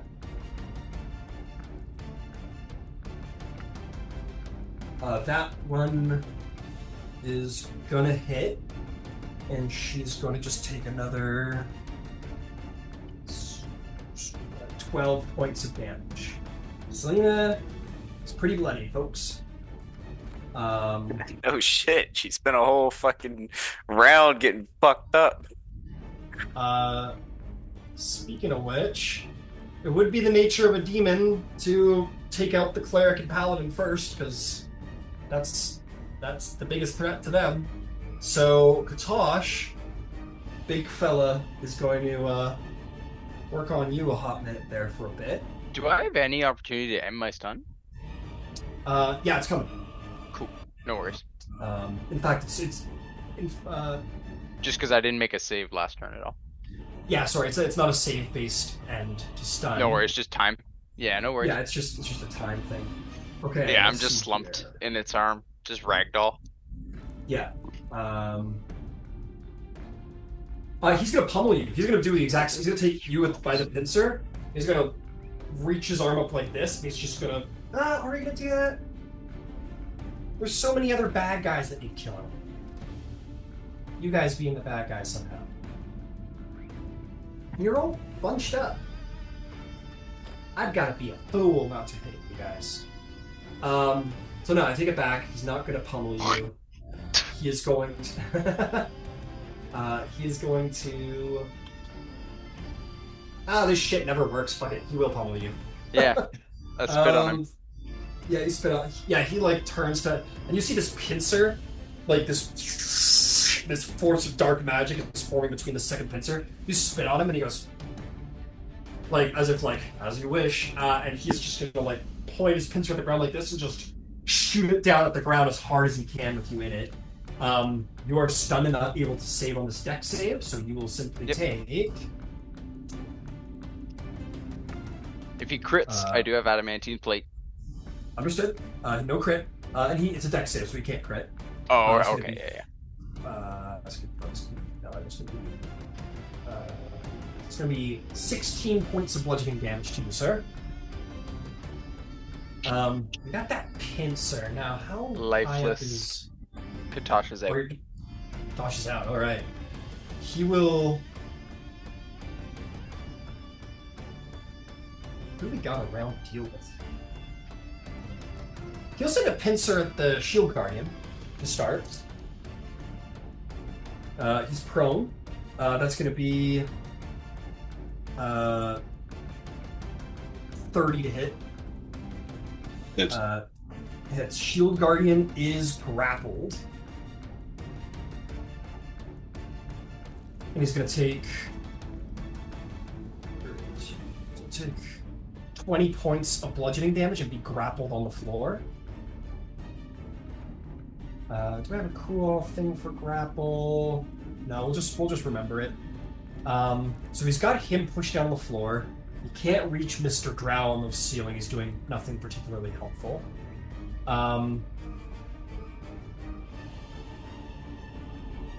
It's about that time. Why don't we drag Big Boy back into the room a little bit? He'll toss you aside, Kutash.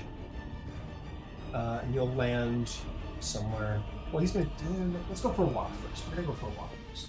So he's gonna drag Shield Guardian 20 feet over to here. Get lined up nicely. Have Shield Guardian here. He'll drop you down here. What do we got? A 10-foot reach. He'll drop you down here, Kutash.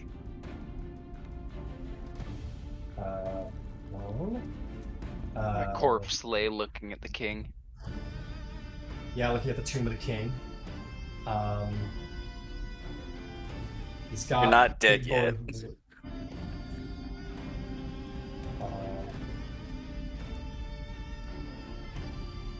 Why don't we try and grapple that Fairy Princess here, so she can't be annoying later on. He's gonna reach out a pincer and hit her while he's prone on the ground. That will most certainly hit for a fuck ton, 27. She is grappled as well. I wish I had something for grappled. I'll give you guys like the tangle here. That'll help me remember at least. Oh, you're not grappled. I'm sorry. He is grappled. And Selena's gonna take.